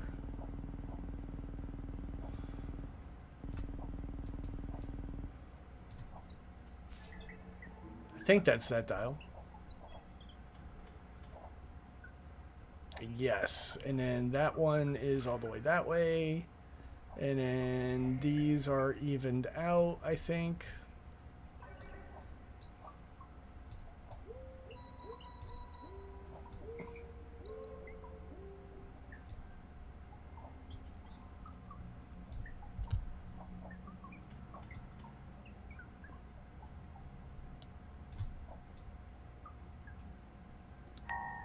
Oh! Oh! Oh, I think we stopped time there. I really wish I had any idea what any of that shit was representing. These are all very real scientific concepts. Some of this I do not understand.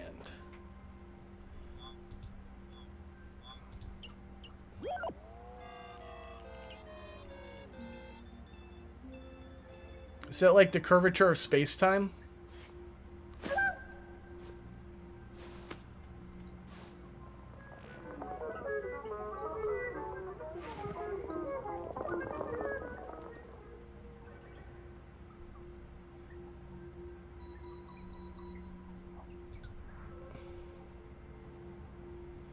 Perfectly bound book. It contains answers to the constant question, how to end the Big Bang.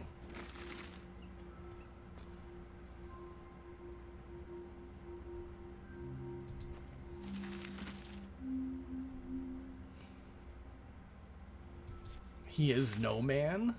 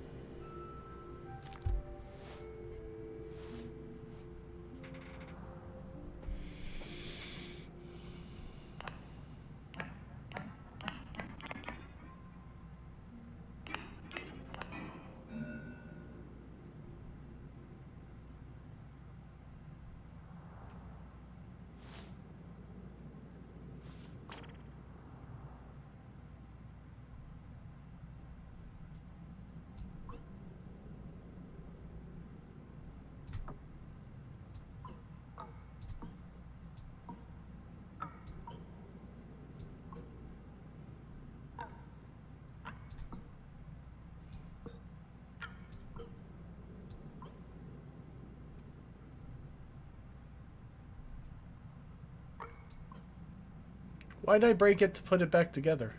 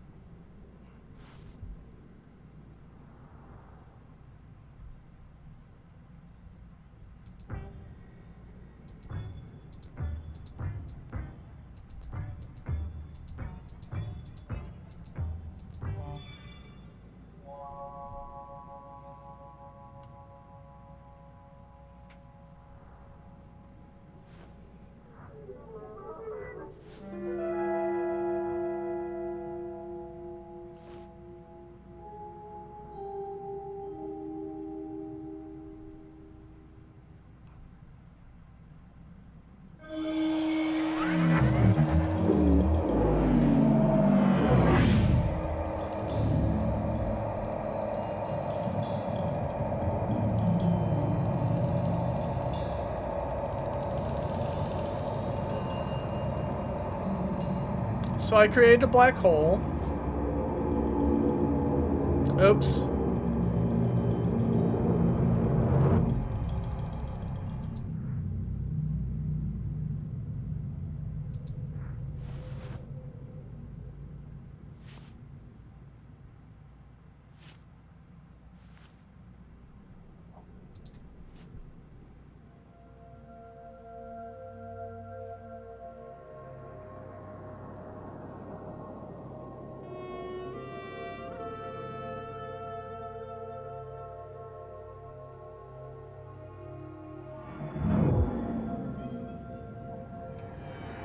Alright, are we there? Are we there? Is this almost done?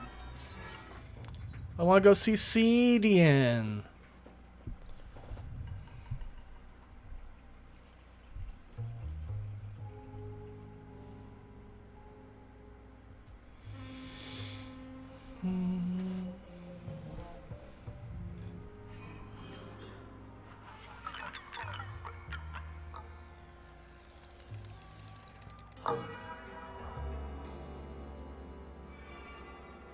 No, my mother never did warn me not to create a black hole. Strange.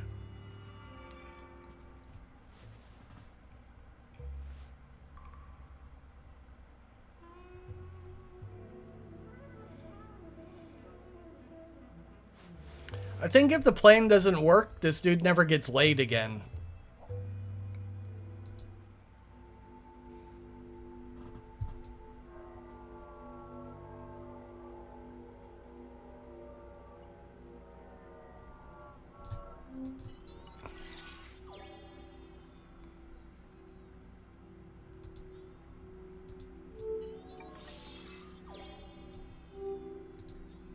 Oh God, are these all things I have to do?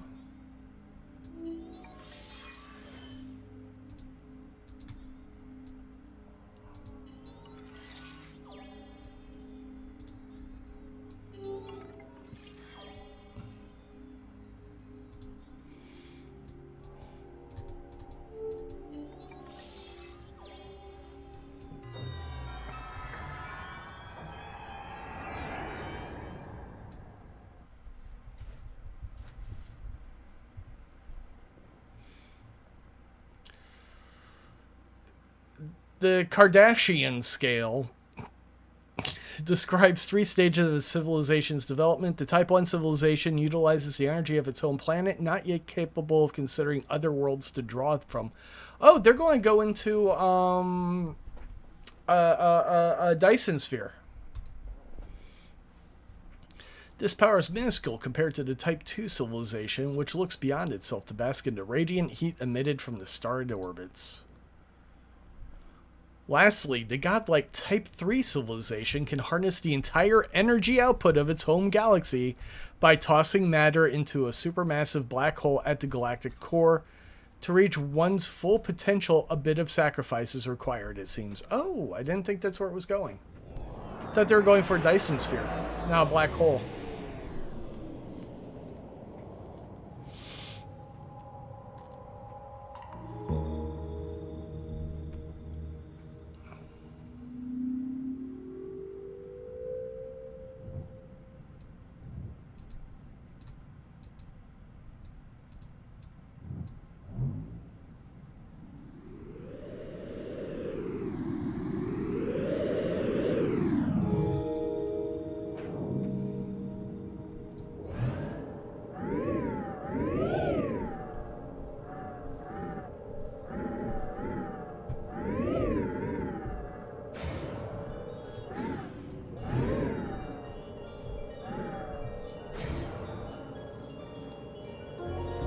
Alright, it looks like this is a form of Dyson sphere.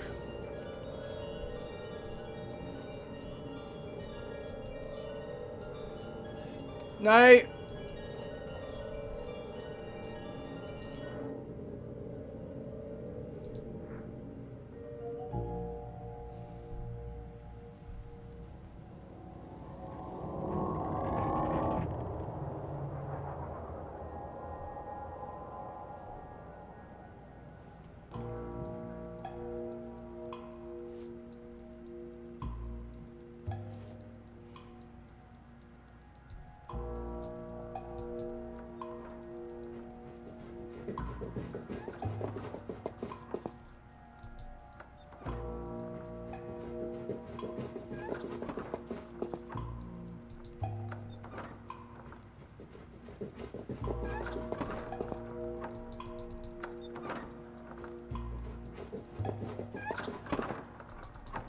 God damn it, game. Stop it with your bullshit.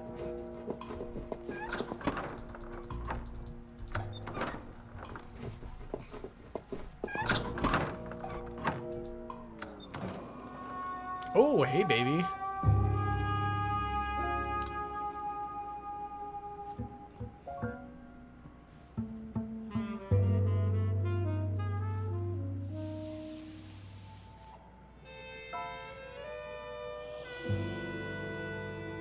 Ooh, look at that badonkadonk.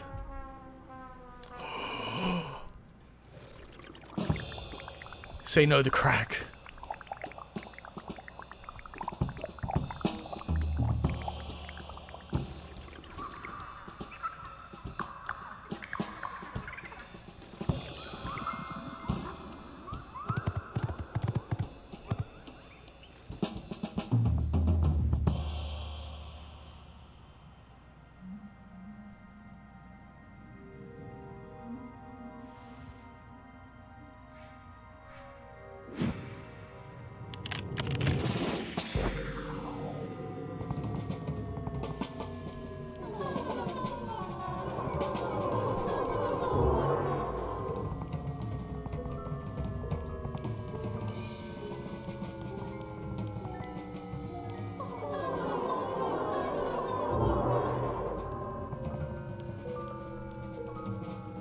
This game is so bizarre.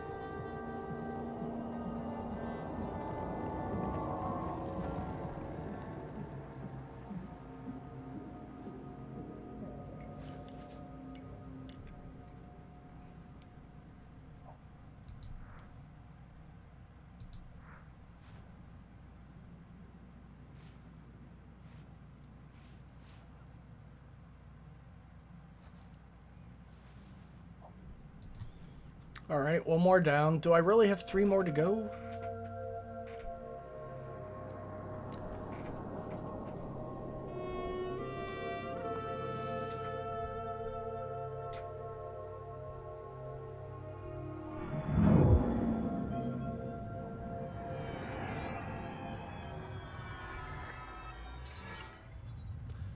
I gave everybody a choice tonight. They could have picked robots.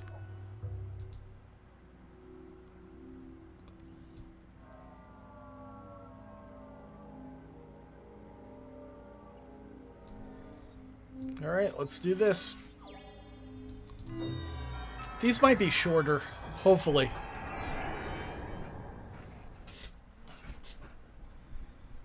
This is an interesting experience, but I would like to finish. Scientists warn the world about dangers to human existence through a metaphorical doomsday clock. The later the hour that clock tolls, the greater the threat to civilization. Efforts to create international unity do little to turn back the clock. Conceived with no hours earlier than 9 p.m., the darkness of midnight has always been a looming inevitability. As the doomsday clock approaches the end, some of those on Earth begin to look towards the heavens.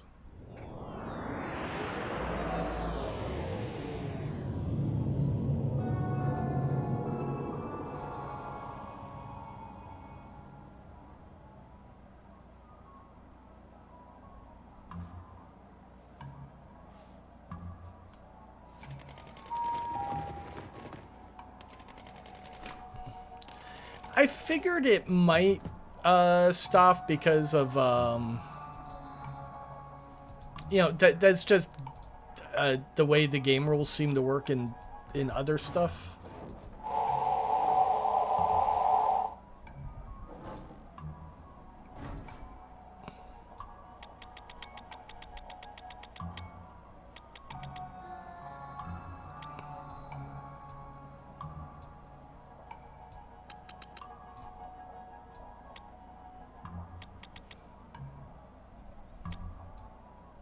Alright, doomsday clock. We're probably looking for midnight.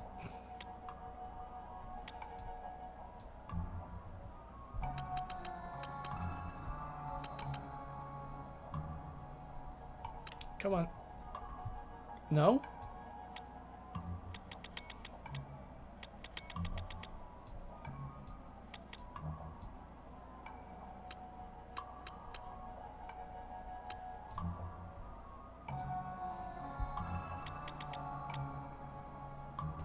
Oh, duh. 4:25.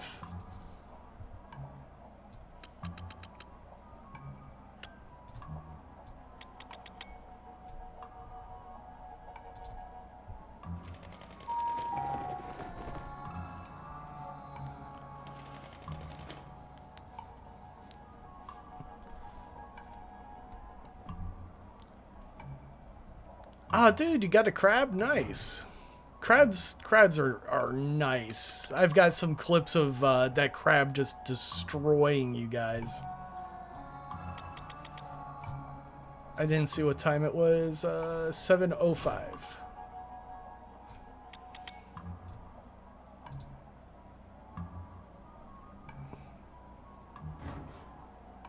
Did I fuck that up?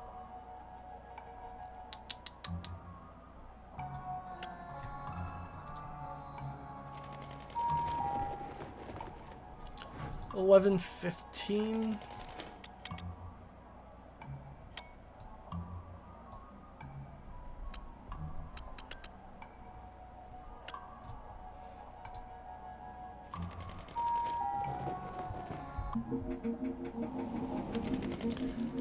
Dude, I gotta take another screenshot of my mechs because every time I do it, like, I keep getting much better tonnage.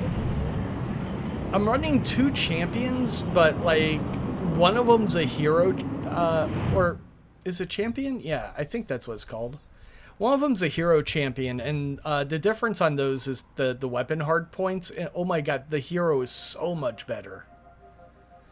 I took that thing on 2 separate sorties, and it still survived. All of its pieces were intact.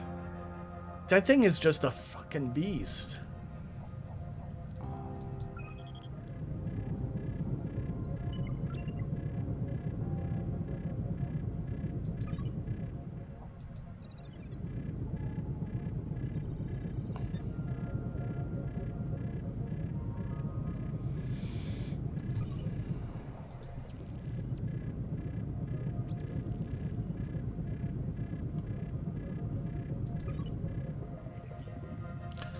I've got a catapult. I haven't really been using it. 'Cause I'd much rather use the stalker.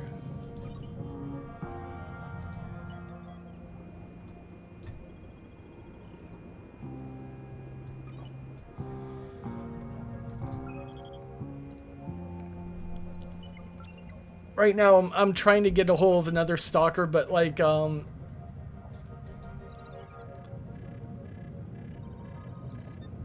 Lao Tzu.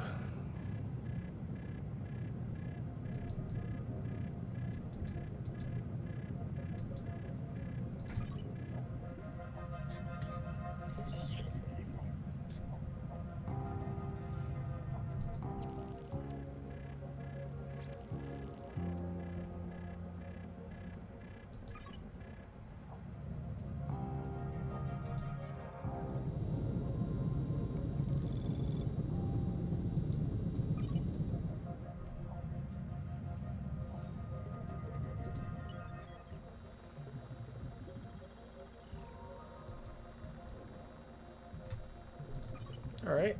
The fuck am I supposed to be doing though?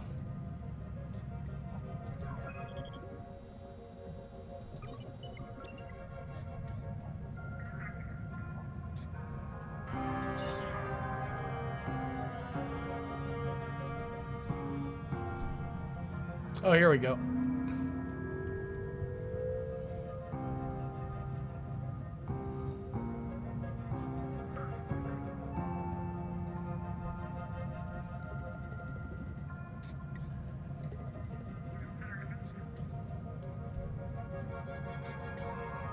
Yeah, I've just started taking an interest in what weapons are on the black market. Because I've noticed some weapons I haven't seen before.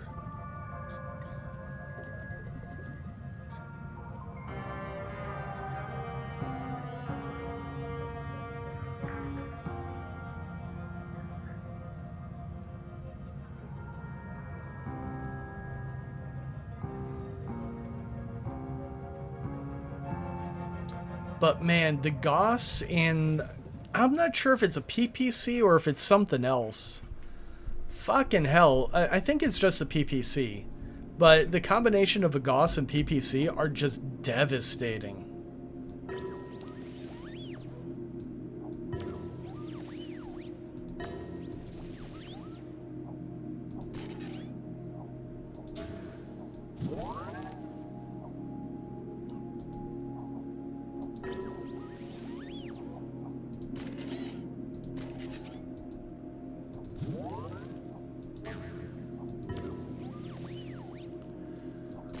Made of wine.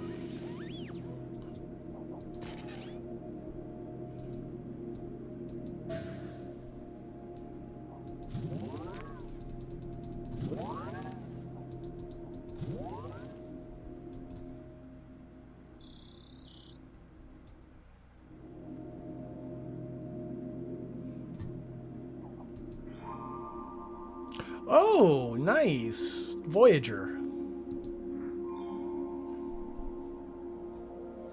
Oh, you recognized it, did you?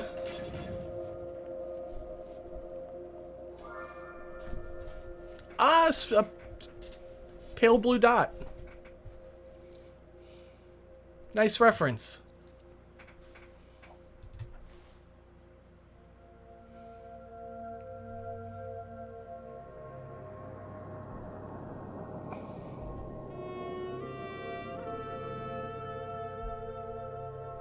Well, you'd have to be to watch my Star Trek fan fiction that I'm writing. I promise you, it's gonna be interesting because it's an exploration of the series, which is really something they should have done. I didn't make it through Strange New Worlds. When they like injected gene-altering shit to the landing crew, I was just like kind of checked out. It's like, that's not how they do it. They do it with prosthetics. Didn't you guys watch the old shows? Why is he scared? I mean, space is fucking terrifying. Don't get me wrong. The night sky shimmers with the brilliant points of light, but the naked eye cannot glimpse every celestial body hidden underneath the dark. We construct telescopes to gain more intimate view. The hues of the visible spectrum initially delight, but we soon yearn to see new secrets. We create devices to detect gravitational waves which gently roll through our bodies. We see radio waves serenade the machines with songs of our stellar neighbors. We witness the heat burning underneath a sheet of nebula, and infrared astronomy reveals 2 stars caught in orbit. Numerous types of astronomy must be pursued in our passion to understand the origin of our universe.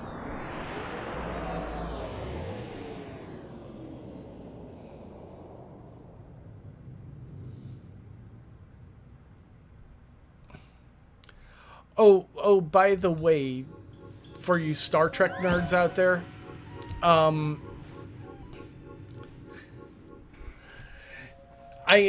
am tying together the trial, the initial trial where Q said that humanity would be denied existence with the wormhole. Because the wormhole, the Pa Wraith had a very, very specific goal in mind.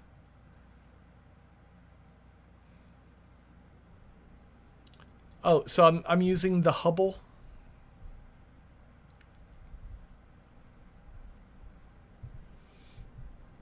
So what the Pa Wraith would have done, so they wanted to burn the heavens. Basically, what they would have done, because the wormhole, the wormhole links time and space. They can go anywhere with it, right? The Voyager. So their very specific goal was, all right, they were being disrupted by people going through the wormhole. Basically, we were introducing the concept of time to them, and they were not pleased with that. So, what the Pa Wraith would have done to destroy the universe, basically to stop the disruptions, all they had to do was link the Big Bang to the modern universe. And the Big Bang would funnel through the wormhole and destroy all of creation, because it's the Big Bang. So the calamity that would have destroyed humanity in the past, like, that's how I'm tying it together. It's literally the Big Bang being spread throughout the universe and unmaking everything, because the wormhole aliens did have that power.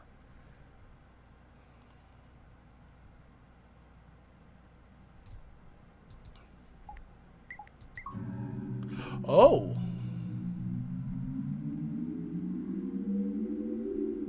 We're looking at radio waves, I think.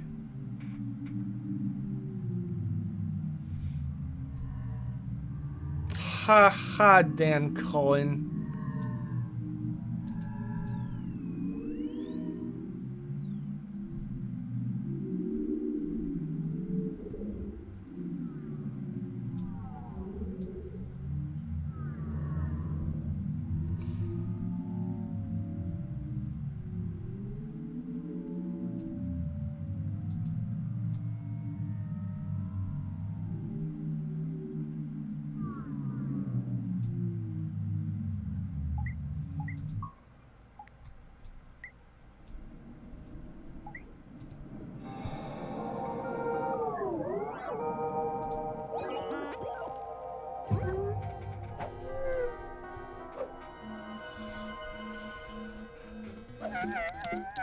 And see, the thing is, you might be thinking, oh, well, you know, the Pa Wraith, the Celestial Temple, the Prophets, that's all Benjamin Sisko shit.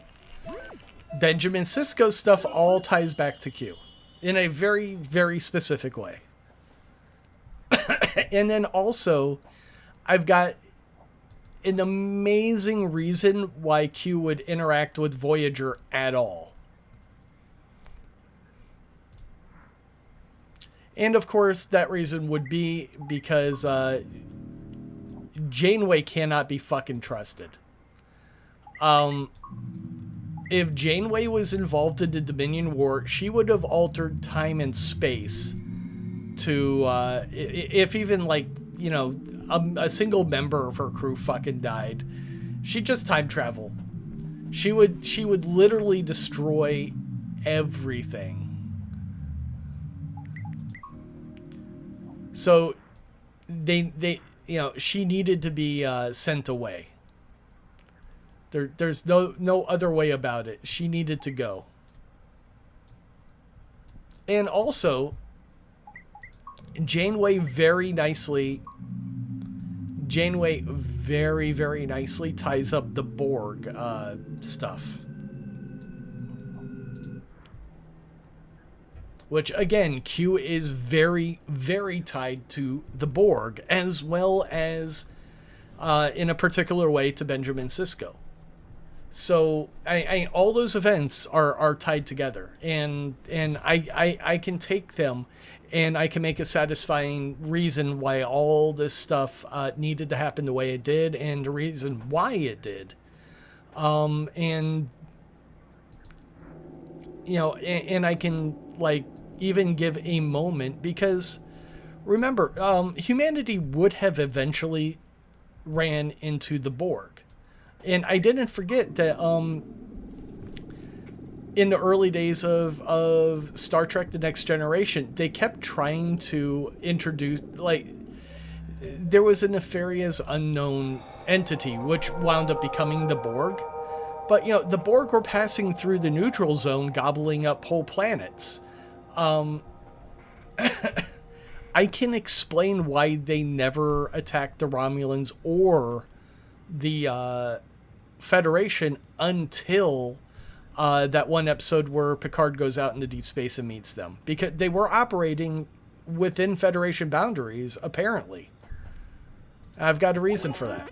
I've got a good fucking reason for that.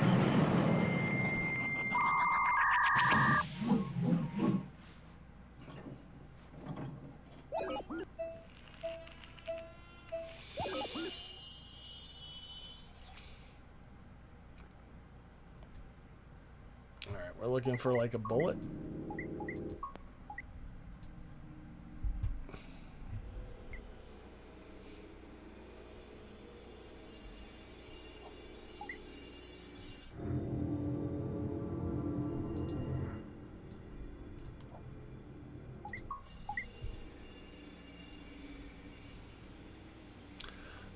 See, Dan, that's the thing. I'm not telling the story they meant to tell. I'm telling the story they told. Just because they hadn't come up with the Borg yet doesn't mean that they didn't allude to them in those earlier episodes. In fact, the throat aliens that were taking over the Federation, originally those were actually supposed to have been working for the Borg, and they dropped that. And I've also got like a great, I've got a great reason for why those guys, like, that never panned out either.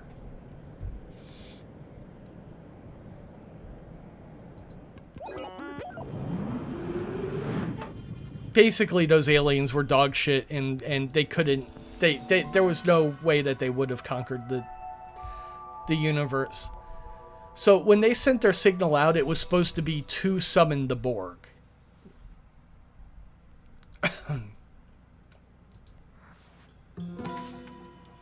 But like I said, they dropped that and made the Borg their own space zombie thing.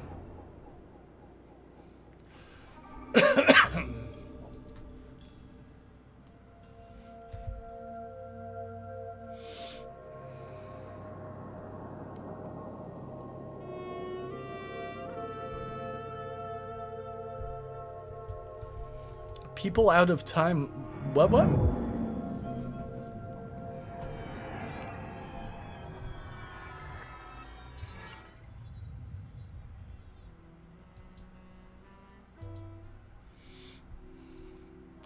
It's funny, they have still never fixed the edit of, what was that, Farpoint. Oh, Neutral Zone. Oh, Neutral Zone was great. It's like Balance of Power or something. That was also the one with the people from the past. Right. The people out of time. That's what you're talking about.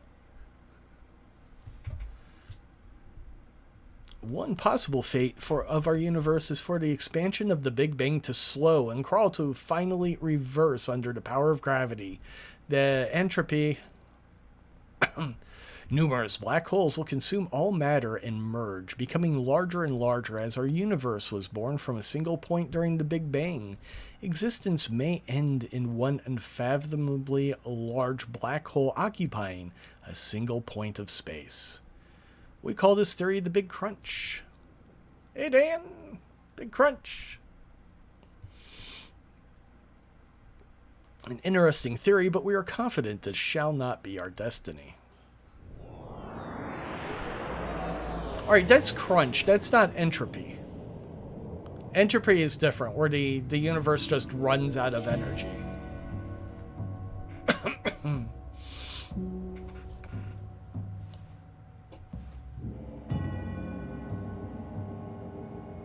I like that Dyson sphere.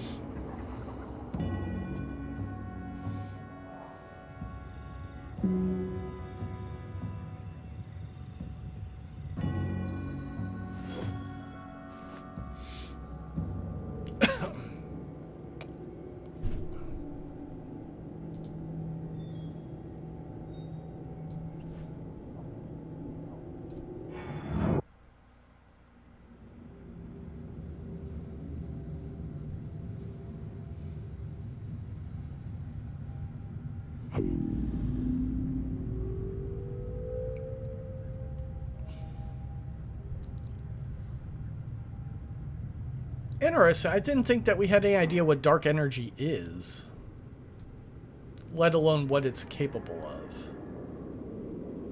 Singularity. That is a black hole.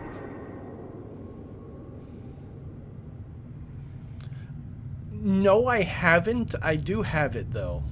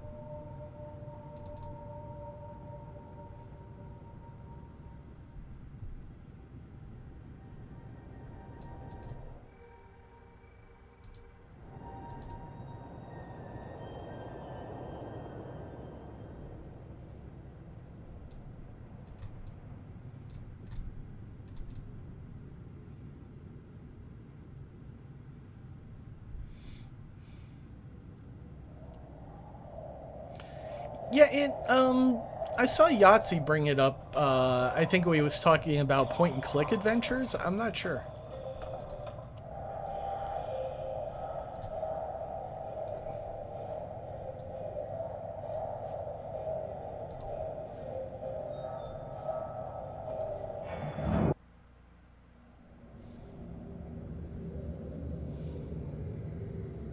Ah, there we go.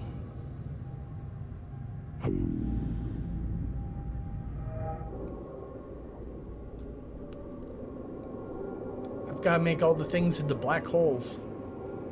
Oops, there goes the planet.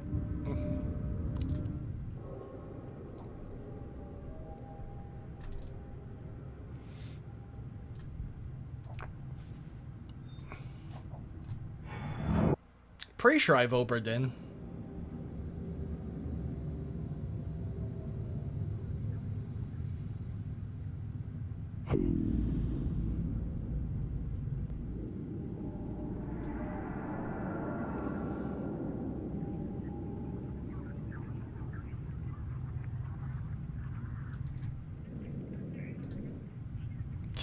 Spaceships filled with passengers? Why? Don't mind if I do.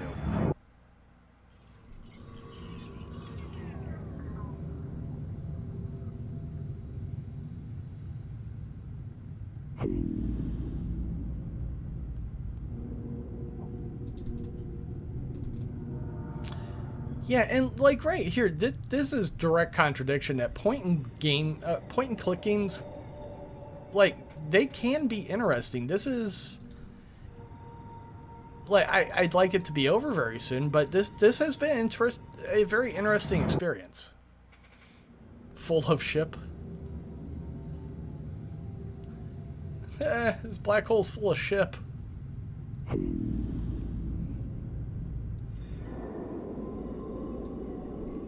Is there anything else I can ruin? Ah, this dick.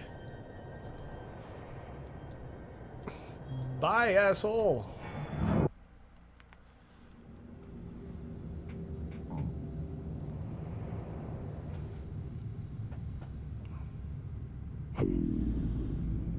Oh, wait, is there a planet up there?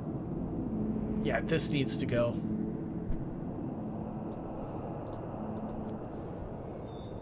Space purity.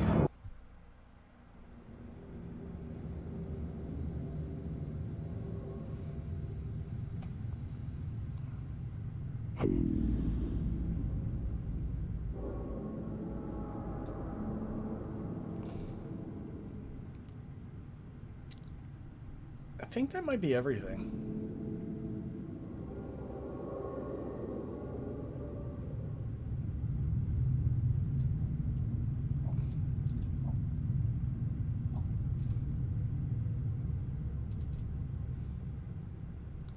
I hope it's everything. God, there's a whole lot of stuff.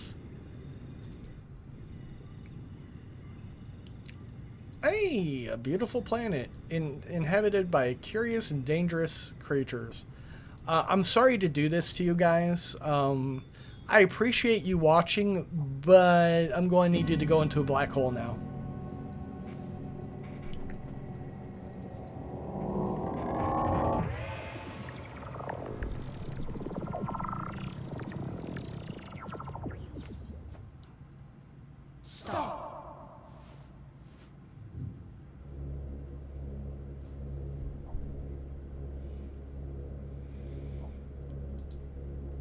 So, did anybody realize that the first Star Trek movie is about a giant space vagina?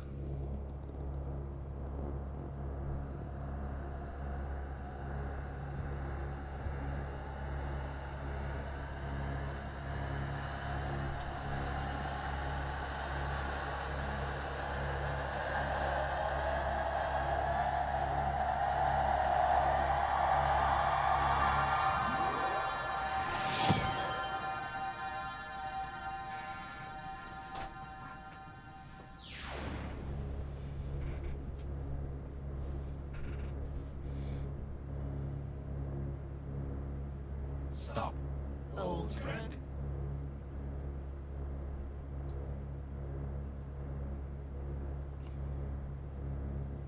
Boss battle?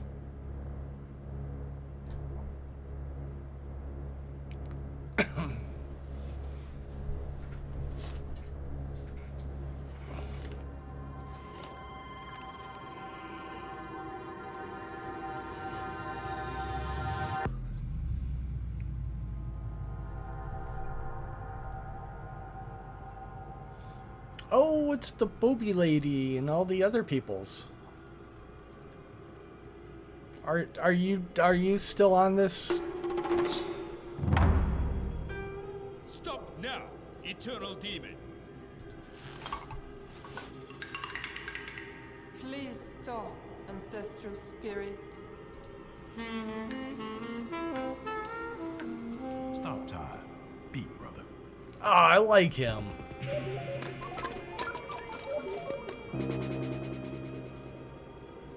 Stop worrying, time traveler.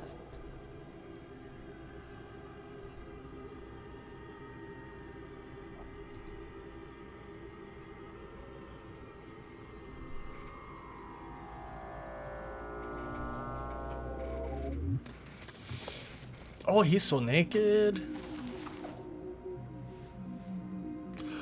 Dude, he rolled me a blunt. Space weed, bro.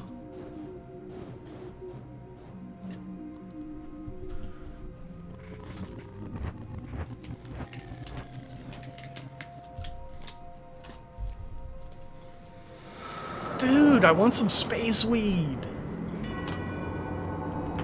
I want to stand naked in space, smoking the finest space weed there is. Like a giant space baby. It's like a giant naked space baby, kind of. You have a choice.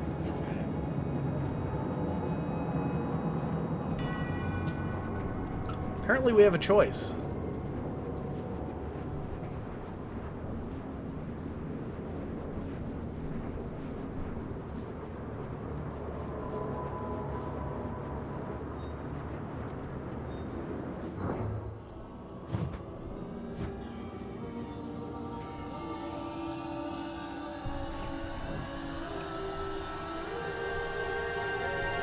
Okay, like, chicks are kissing me, but dudes are kissing me too.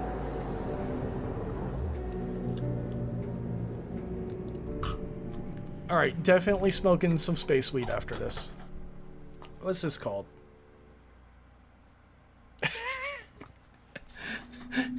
It's Astrovan. Black holes are cold, lonely places. They are not, however, absolutely cold. Yeah, because absolute zero would just be nothing. Through quantum mechanical trips, particles trapped inside a black hole can create viral double and escape from their prison. A virtual double. This process, known as Hawking radiation, predicts that even the most massive of black holes will one day evaporate into nothingness. Counterintuitively, as the mass of the black hole approaches zero, its temperature erupts to hotter than even a supernova. You wouldn't want to be nearby. Gee, jackass.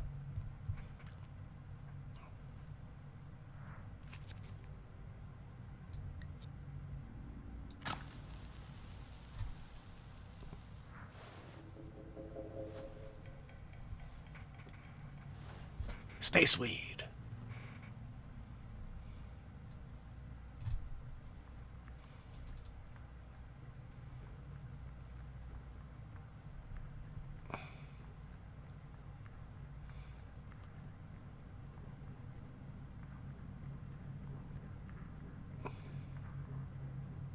What is this, solitude?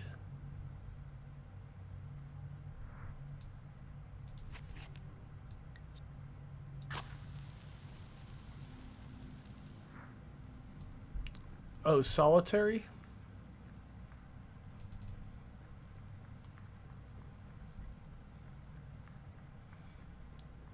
Solitude stands in the corner. I can tell by the night.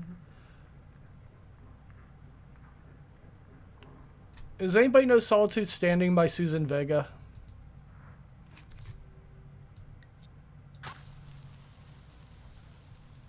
Susan Vega is amazing, by the way. If you don't listen to her, you probably should. Tom's Diner is such a good song.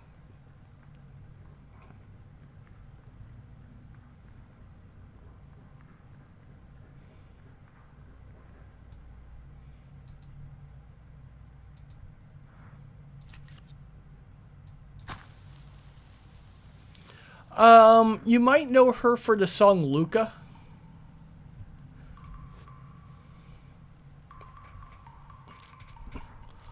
Luca is that song that sounds like really happy and upbeat until you listen to the lyrics and you find out it's about a woman who's just getting the shit kicked out of her by her boyfriend.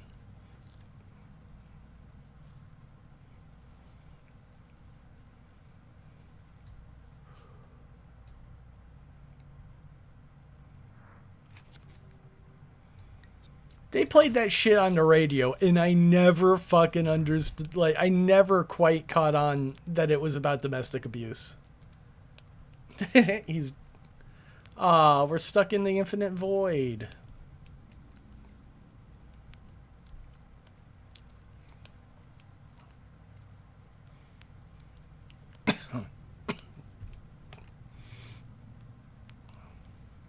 It's about a kid being beaten up? Oh, okay.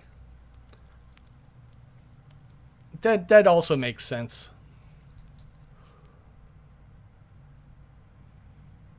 In fact, it makes slightly more sense. You just don't argue anymore.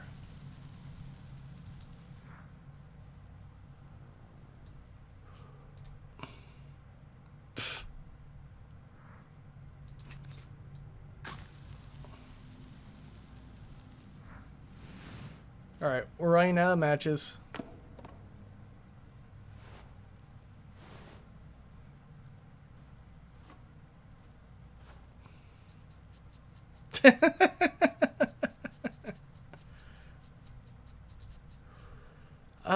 What the hell, trying to think of the other songs of hers that I really, really like. There's the one about,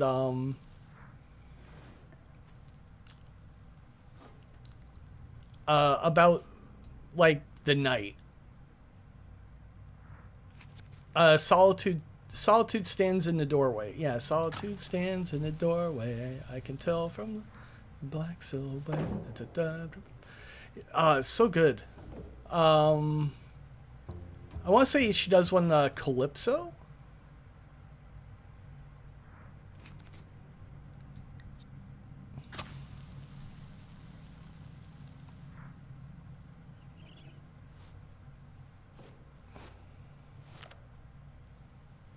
Ironbound Market. Oh my god, Ironbound Market's such a good song too.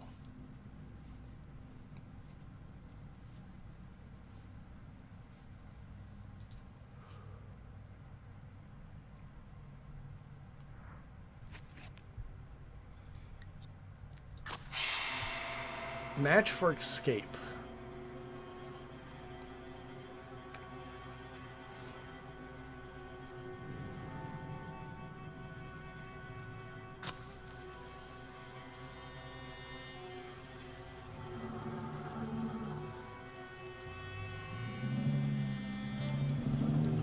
You know, I hate it when I get trapped in a black hole.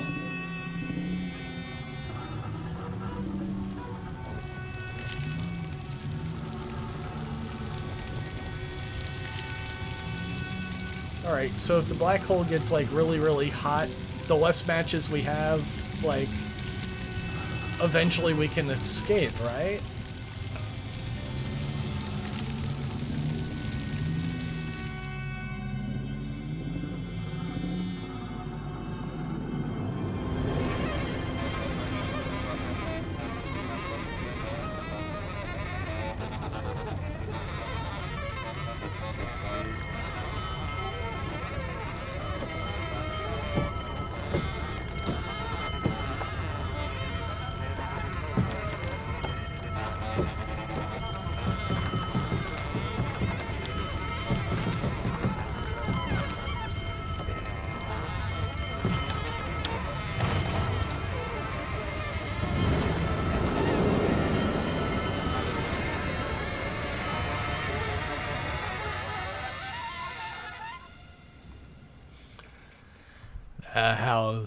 The house. Oh, sorry. The roof. The roof. The roof is on fire. The roof. The roof. The roof is on fire. We don't need no water. Let that motherfucker burn. Burn, motherfucker. Burn. When the last star burned out and all that remains in the universe are black holes, the Big Bang may still roar with the cacophony of life. Ah, cacophony. I remember that from Gorilla's song. Fire came out of the monkey's head. Fire out of the monkey's head? Something like that. Dennis Hopper narrated that song. We will fling rockets into the rotating ergosphere of a black hole in a technique called the Penrose process. Like a pedal caught in a whirlpool, these rockets gain tremendous speed and energy. Before falling into a black hole, a second ignition will send half the rocket out of the gravitational field while the rest drops into the abyss. Though only recovering half the initial rocket, we will gain massive energy. Huh. Harnessing the power of a black hole, our civilization will thrive for trillions of years in the darkness. What we might choose to do during this eternity, well, only time will tell.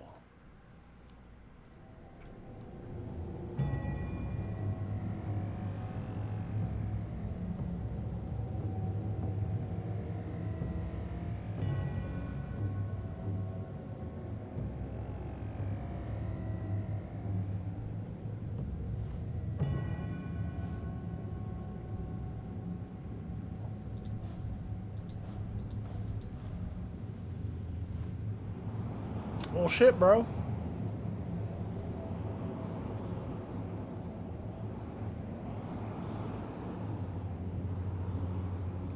I went into a black hole and they didn't even talk about spaghettification.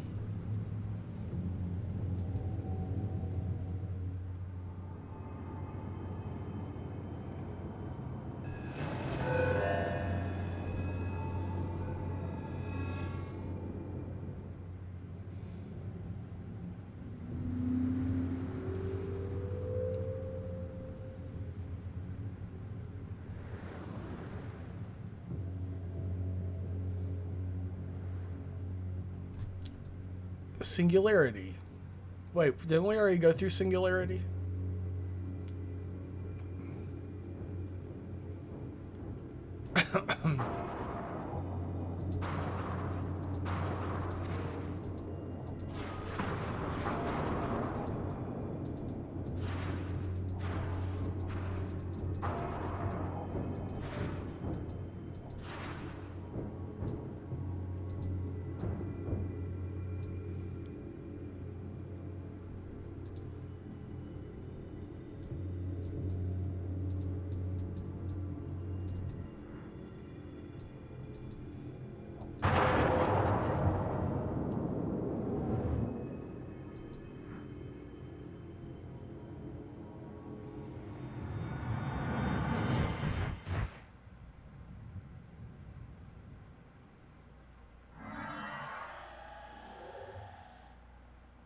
Siren Sapien.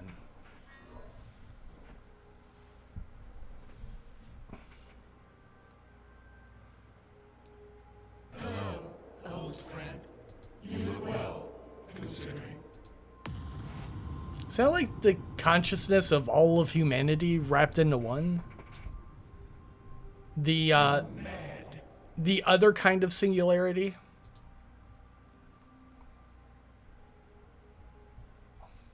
But you're here now.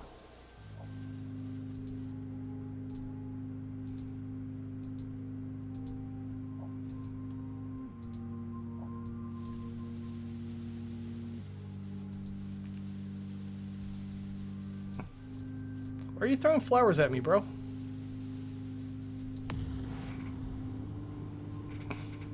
We see.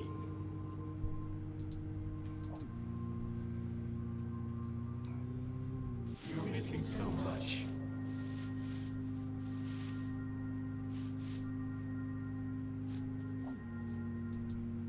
More than an arm.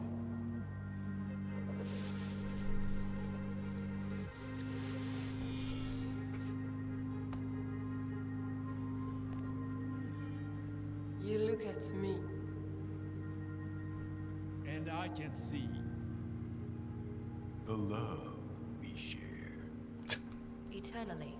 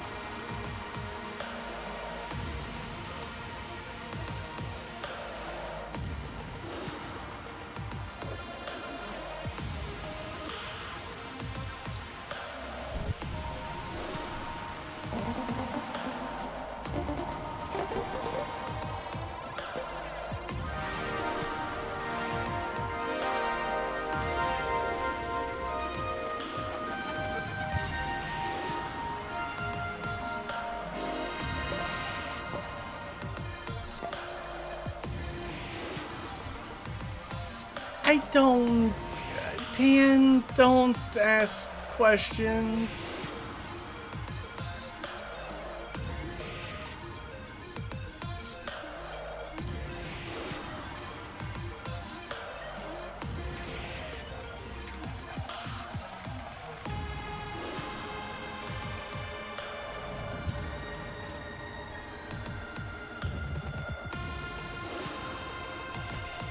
I could have played fucking Mech Warriors. What's going on?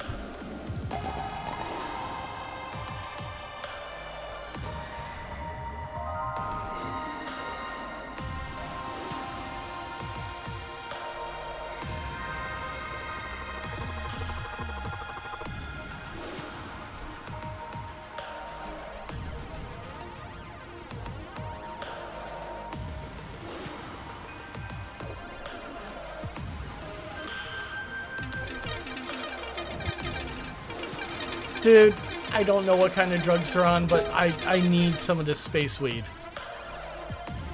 I need some of this space. Ooh, pretty colors.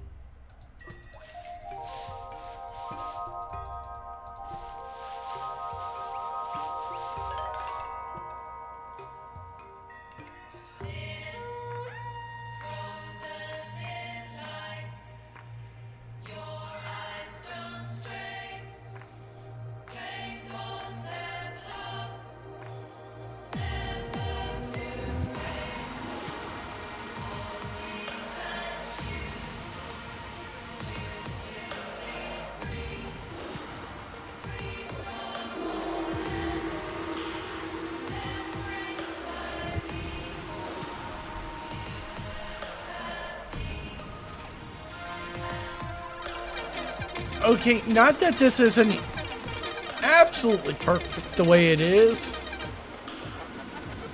but I feel like Freddie Mercury should be the person I'm dancing with. Like, Freddie Mercury should be right here, actually, the musician.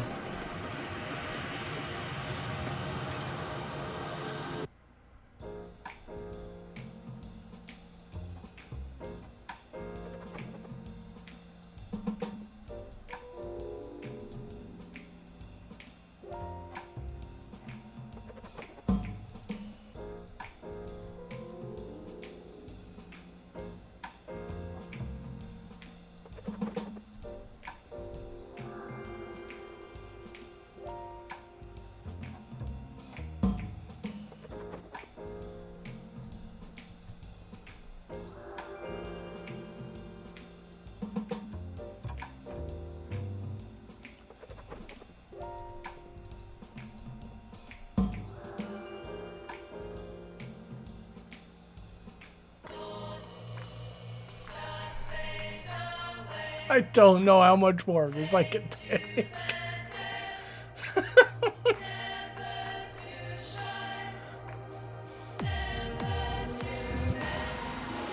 This is some kind of amazing.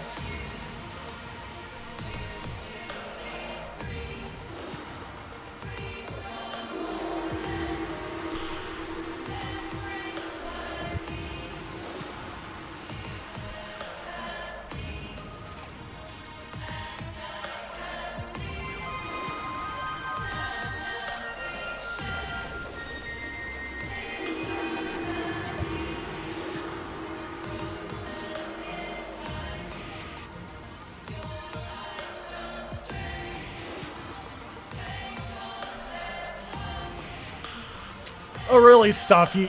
You couldn't have called this. You couldn't have called this ending, huh? I can't imagine why.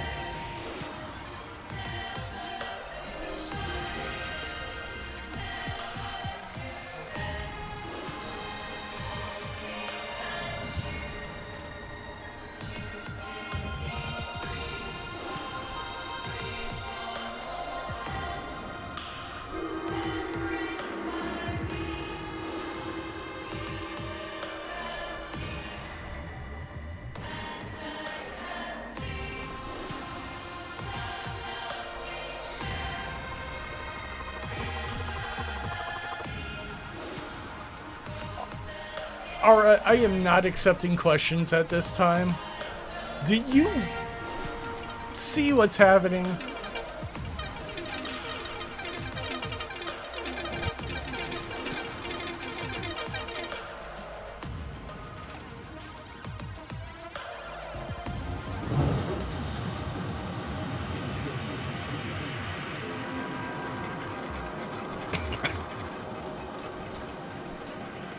If there are answers to be had, they are not coming from me at this point.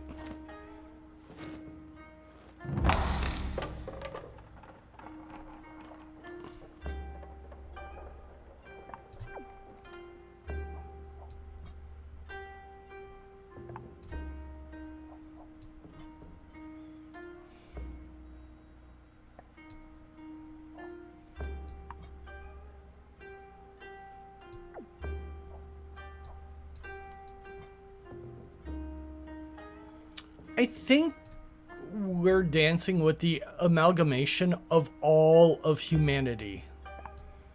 Male, female, just everything that's ever existed.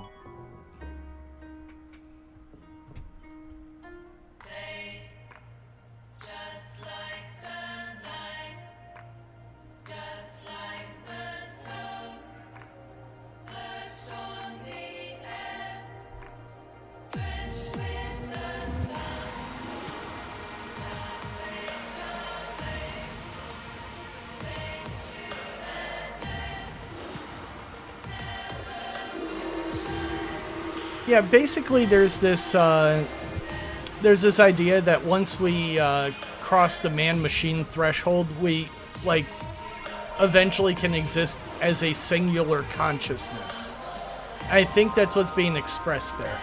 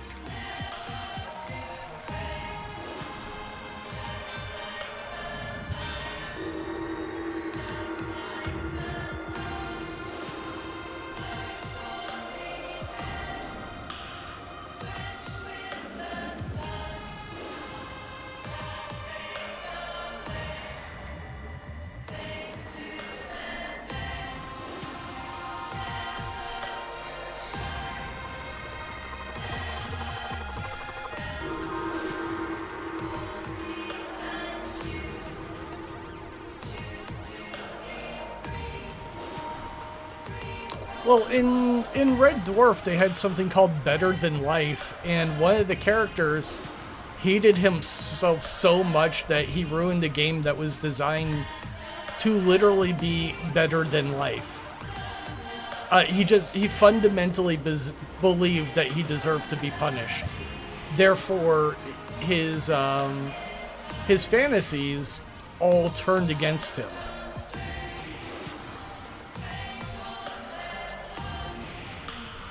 Like, he was just that profoundly so self-loathing.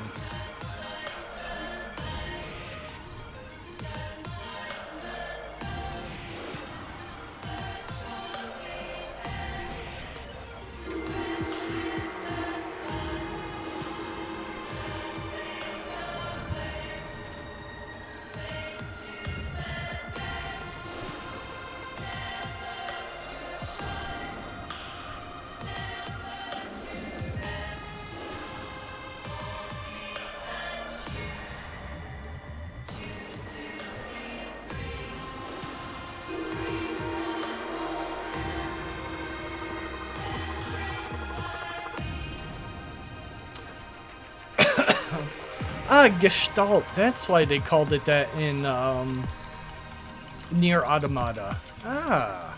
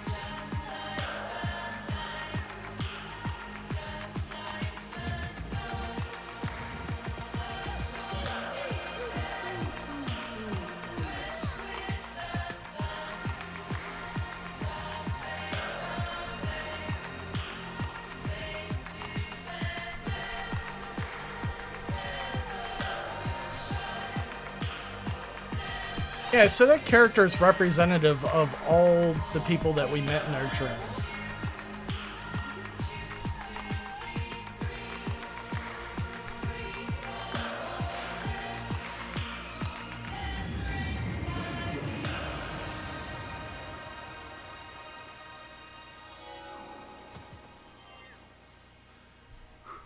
Can I play with your ding dong?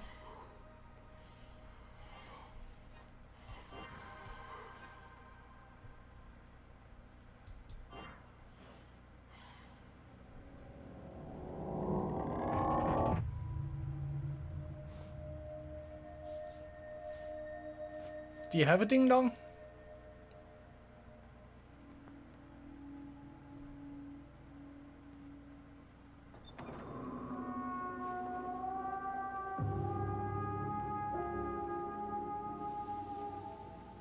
Oh yeah, this whole thing.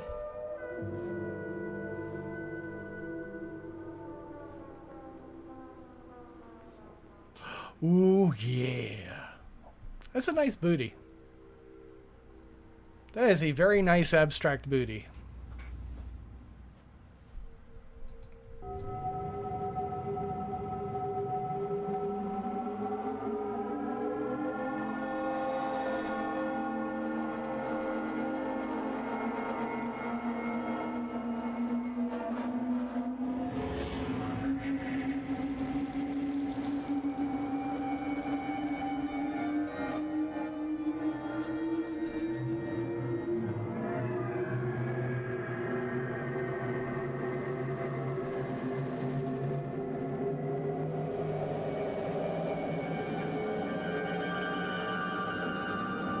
Does anybody know the words to Introduction to the Twilight Zone? Because I feel they're appropriate.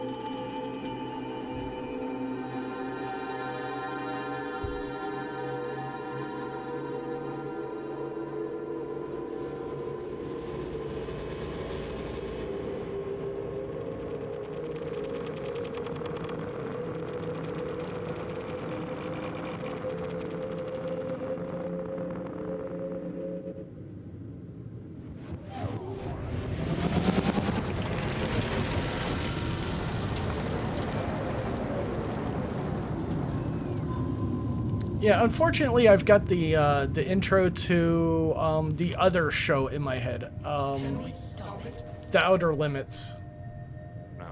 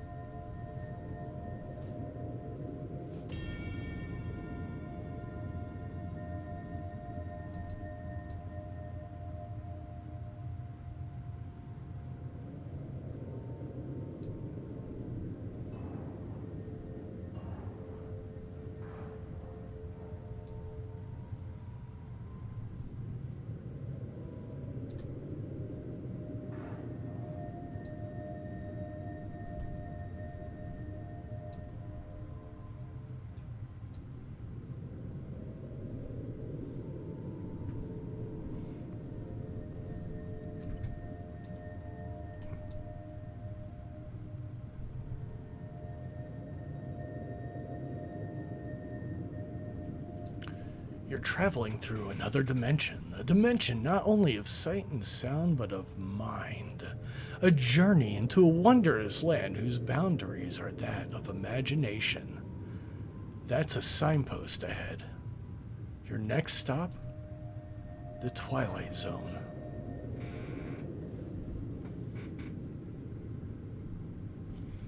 You unlock the door with the key of imagination. Beyond it is another dimension, a dimension of sound, a dimension of sight, a dimension of mind.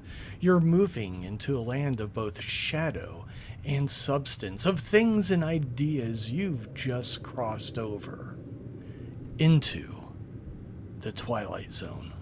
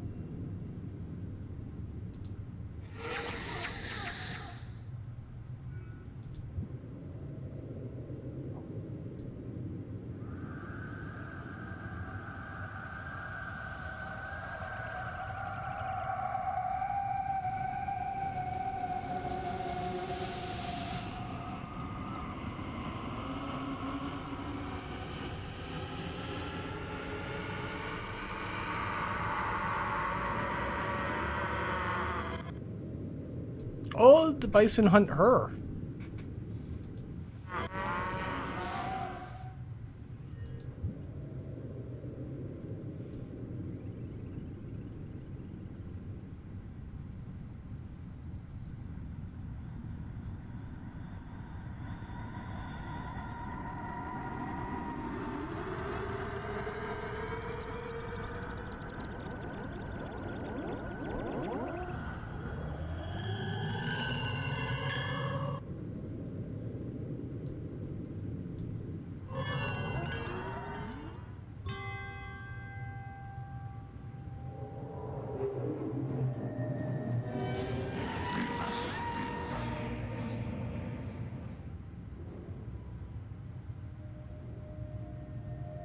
So, not the green door.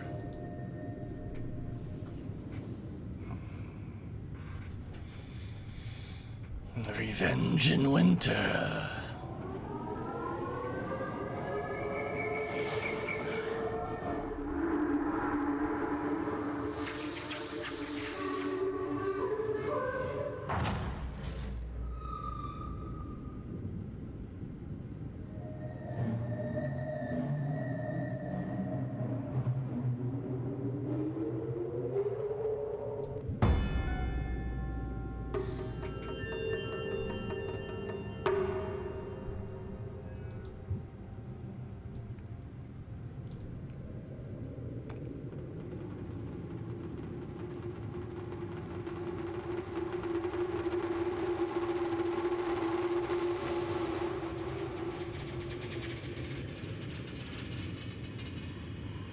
like, I figured this would be done like an hour ago, but I've got to know where the fuck this is going.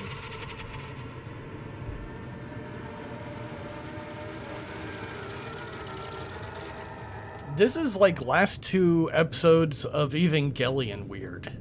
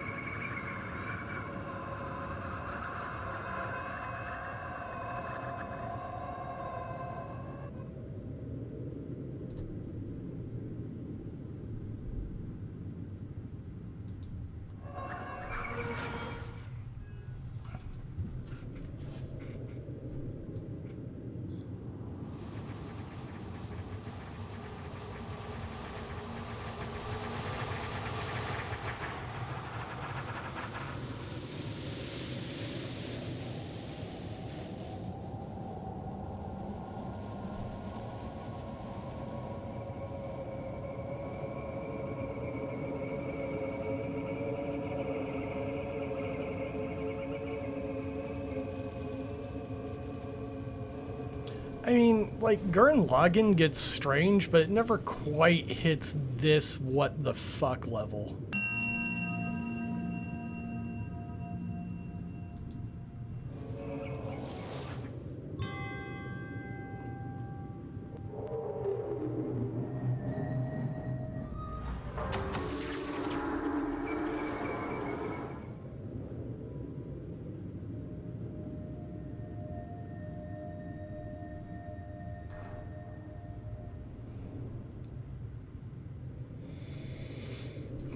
Alright, so Music Man, we got 2 more.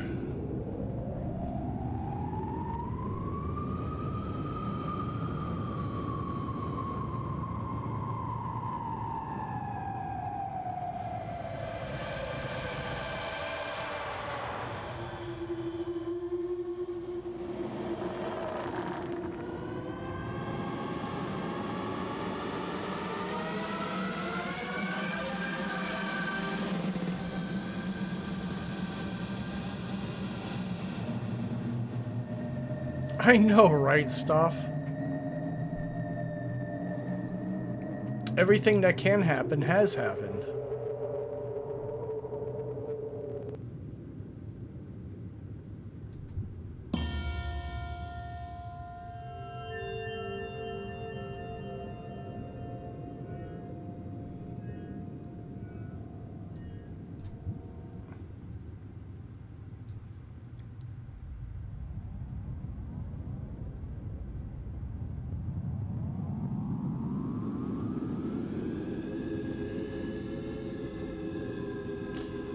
So, Ara, would you say the description of the game that you read me last stream was accurate?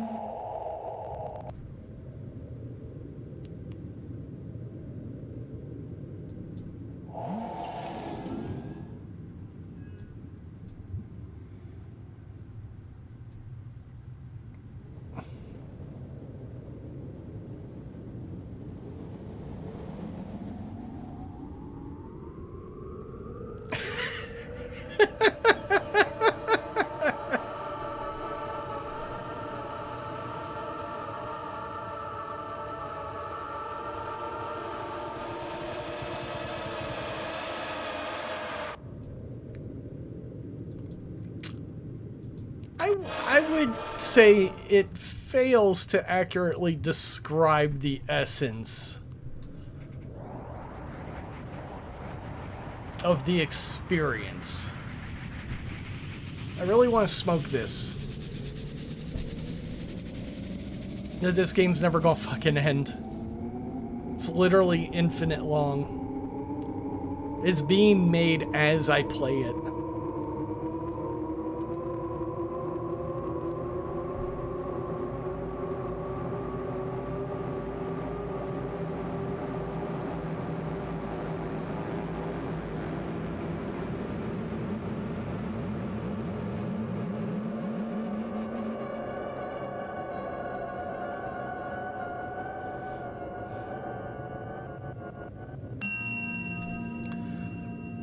Space Odyssey, but only the weird part.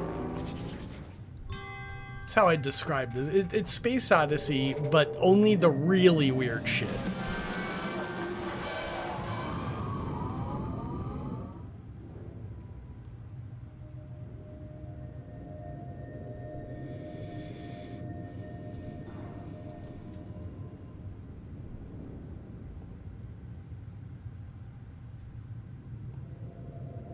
Ooh, the Tunnel of Love. Is that thick boot? No, it's robot booty.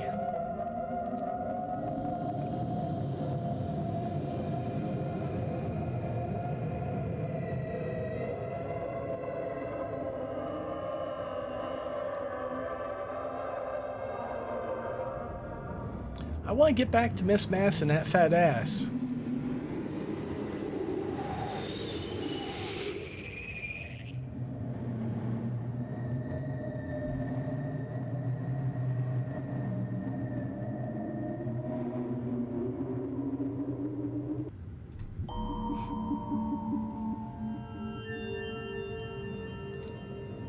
Okay, we'll see what weird robo chick does.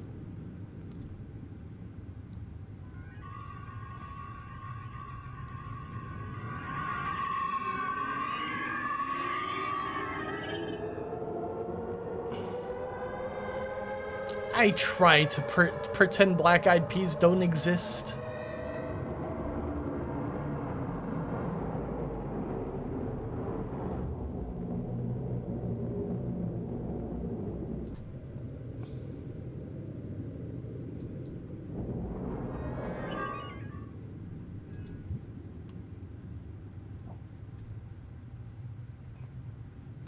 Like, collectively, we all just decided the Black Eyed Peas were acceptable, and we've moved on with our lives since then. I'm sorry, Miss Jackson. Ooh. Didn't mean to make you cry.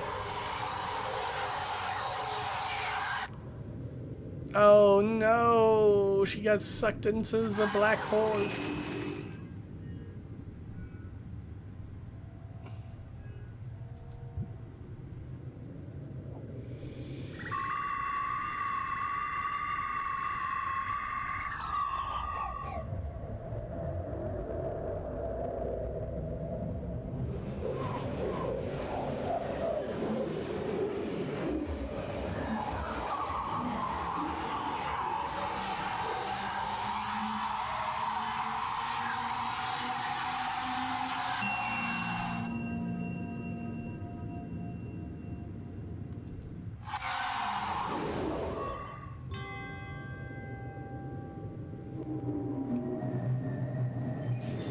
I've been going since 7:30, Ara.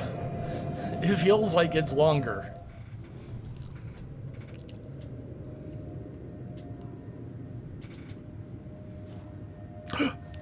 Oh, I thought I just grabbed my dick.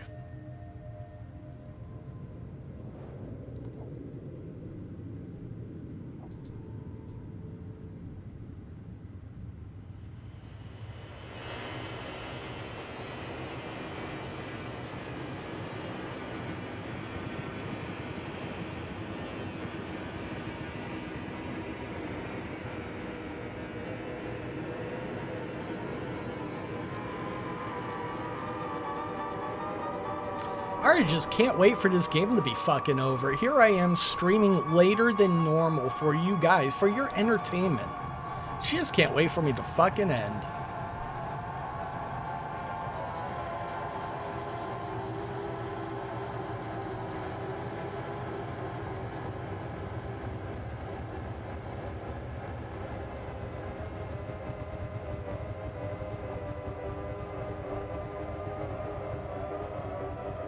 Can we go back to the I Love You song? Like, that was really catchy. I assumed that would have been the end of the game. Like, you would assume the weird musical number about love and everything would have been, like, the closing of the game. Oh, look at his butt. He's, like, farting.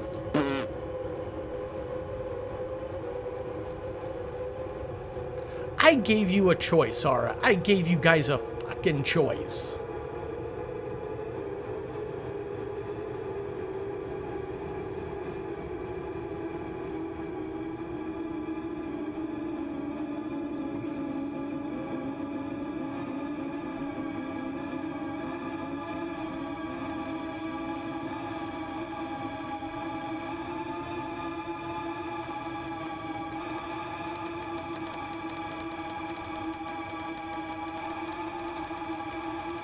Earlier in pro modes, I posted, would you rather have quantum physics and jazz or big stompy robots?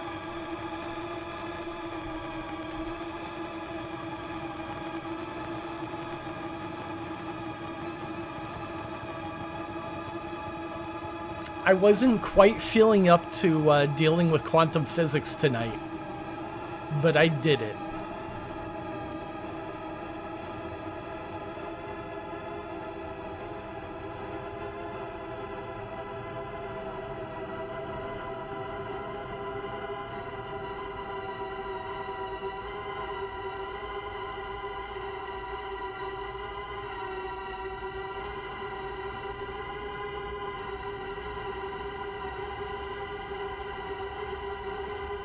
I don't tag at everybody. It's not that important.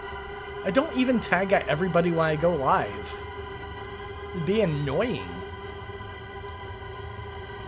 You see the room light up, you go check it.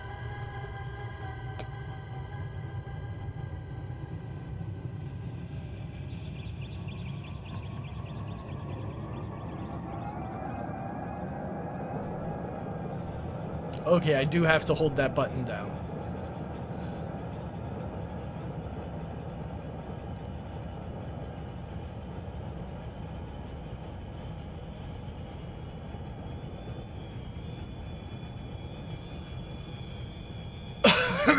Somebody's never read A Brief History of Time.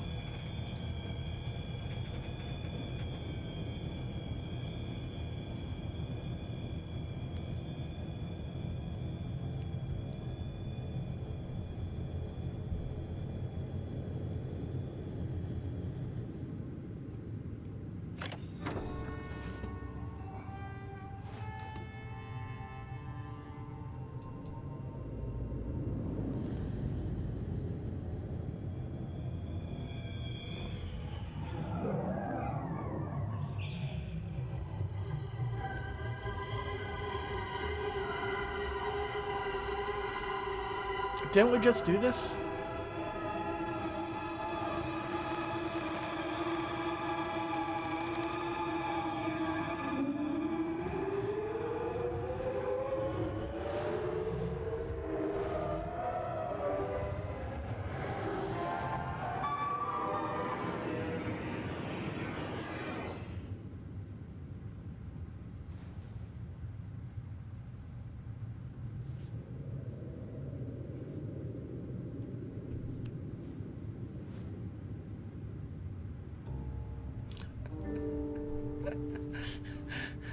I'm every woman.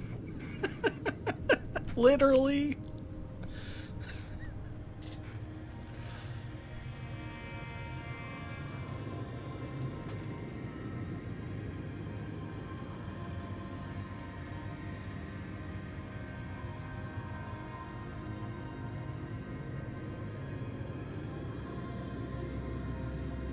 You don't have to save anyone. Oh, that's a fucking really... They could have told me that at the beginning.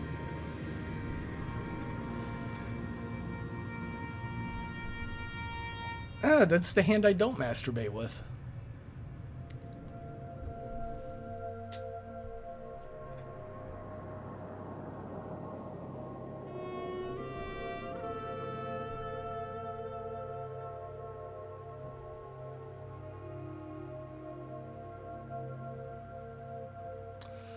Bubble theory states that there is a multiverse beyond our own universe, a highly energized territory called the inflation field.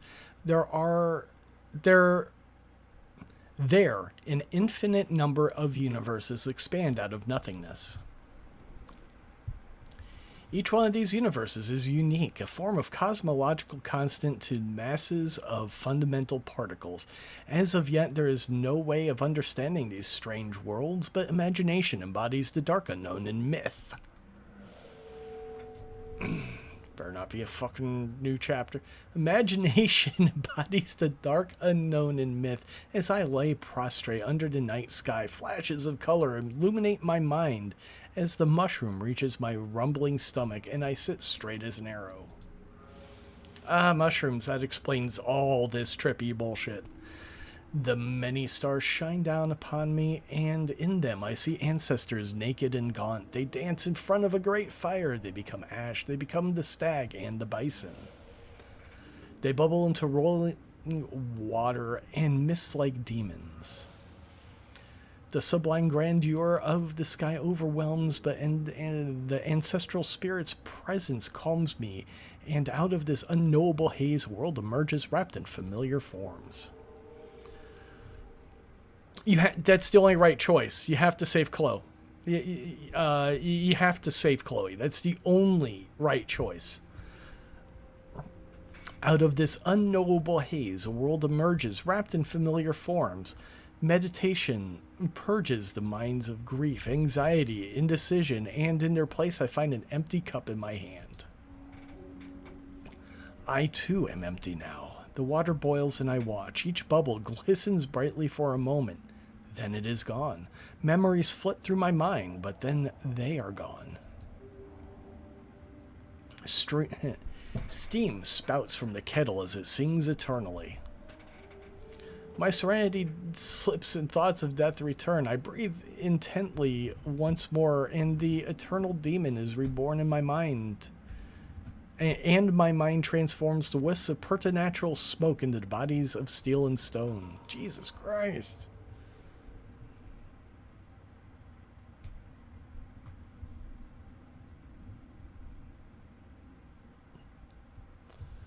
My mind transforms to wisps of preternatural smoke and bodies of steel, concrete. Rhythms of harmonies become cheering audience, drunk and lusty. My instrument puts out a crowd, it makes it real. Pulls musicians into me too, brothers, dames, has-beens, and somebodies. I get drunk on whiskey, I bubble and dance with the crowd. Circles intersect for a few moments, and strangers inspire songs in me to rule the radio waves. I experiment with melody, but the notes collide unexpectedly. The song eludes me, but the Beat Brothers fills my heart with a rhythmic experience that reshapes the world and makes this form eternal. Well, thank God. My experience reshapes the world and makes this form eternal. Particles become waves before my eyes and the lab machines buzz quietly. Fucking hell.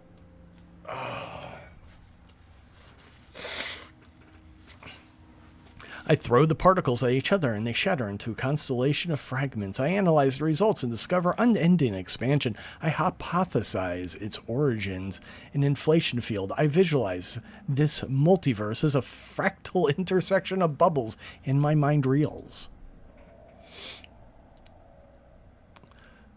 The disparate particles collapse into one unified form, radiant and dangerous there before becoming lost in the field.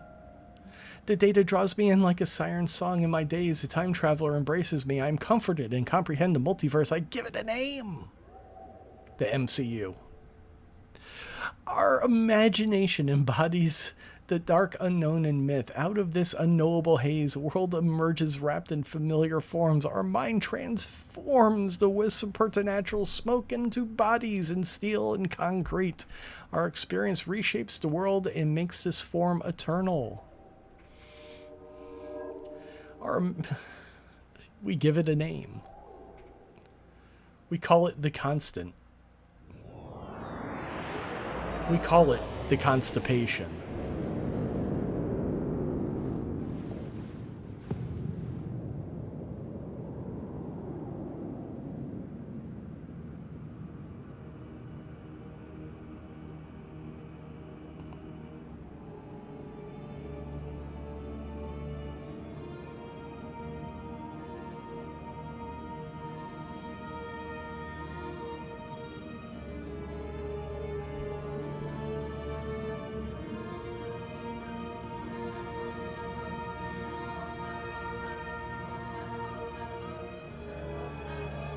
Are they going to start singing again?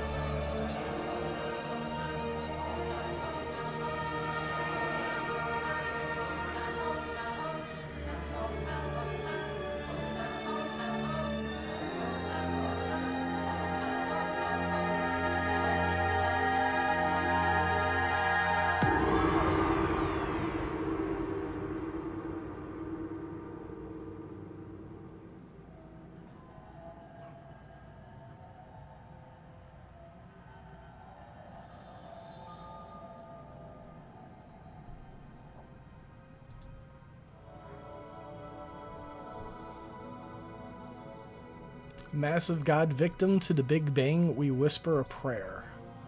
So eventually, yeah, mass will disappear as like entropy or the big crunch happens.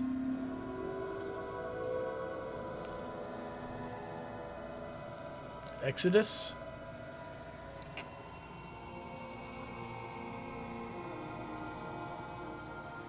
So to continue on, we need to exist outside of time and space.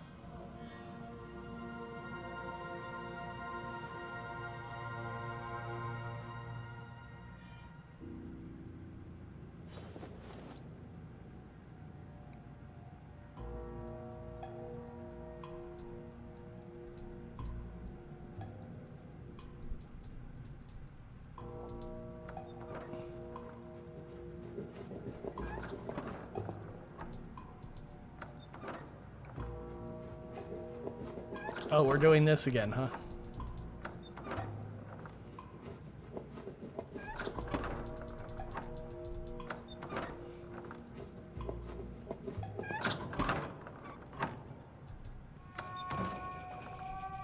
Ooh, we get to see the booty again. You don't have to save anyone.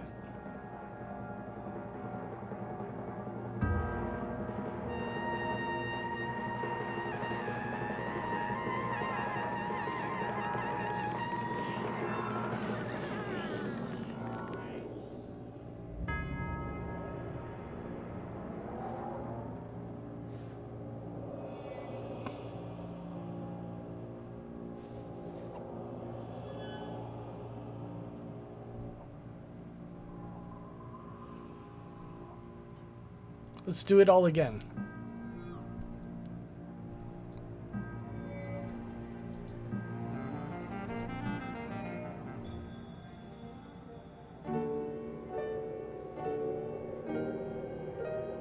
So we give her the flower, we go in the room, she gets naked, it all starts again.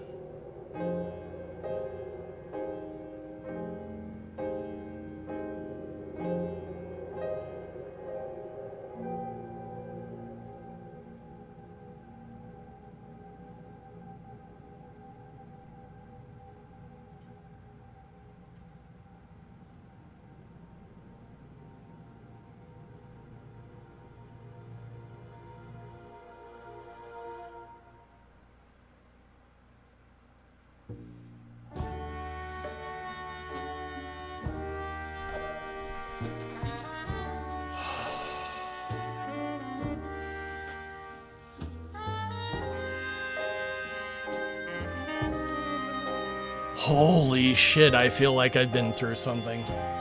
Is anybody still here?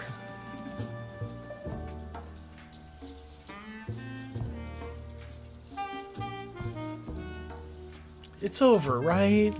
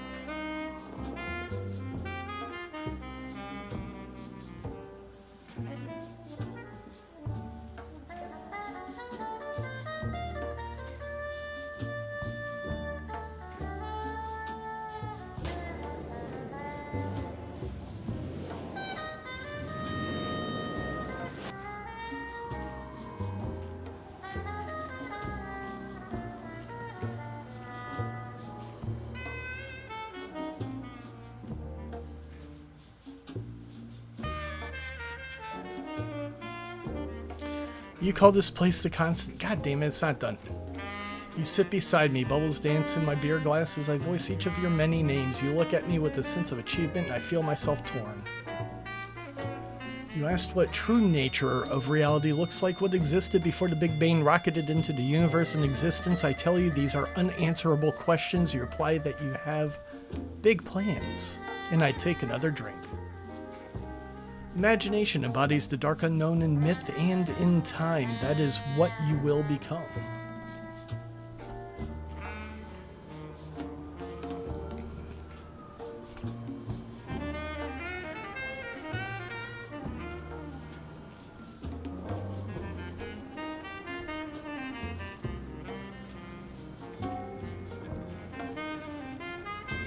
So if you took Alice in Wonderland and mixed it with like the really, really fucked up parts of 2001 Space Oddity, Odyssey, that's this.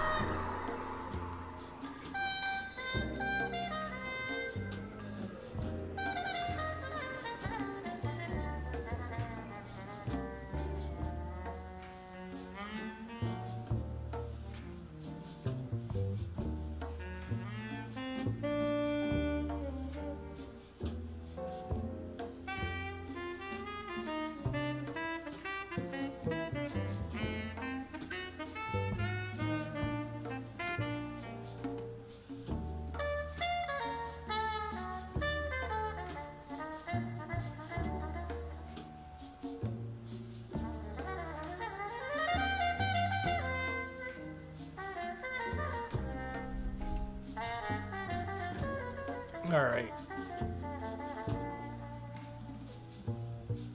Nope, nope, nope. This has been too long. I don't care who any of you people are anymore. Don't care. Don't care. I don't care. I don't care. Plastic Fern, Quantic Labs. I don't care. Oh, yeah. All these people. Oh, well, Kickstarter backers. They're important. That's a lot of people. It's a fucking lot of people. Half these bitches gave like $1. Fuck you. Nah, you're cool.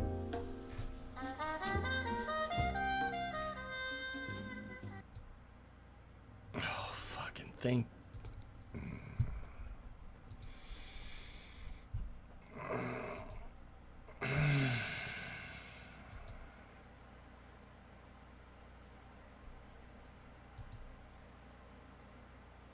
All right, game's closed.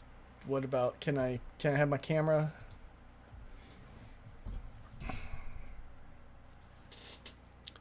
Can you read that? Astrovan. I'm about to ride an Astrovan through the space weeds. If anybody wants to join me, I'll be in the garage. Thank you for hanging out. That was that was something. Jackbox tomorrow. I'm out.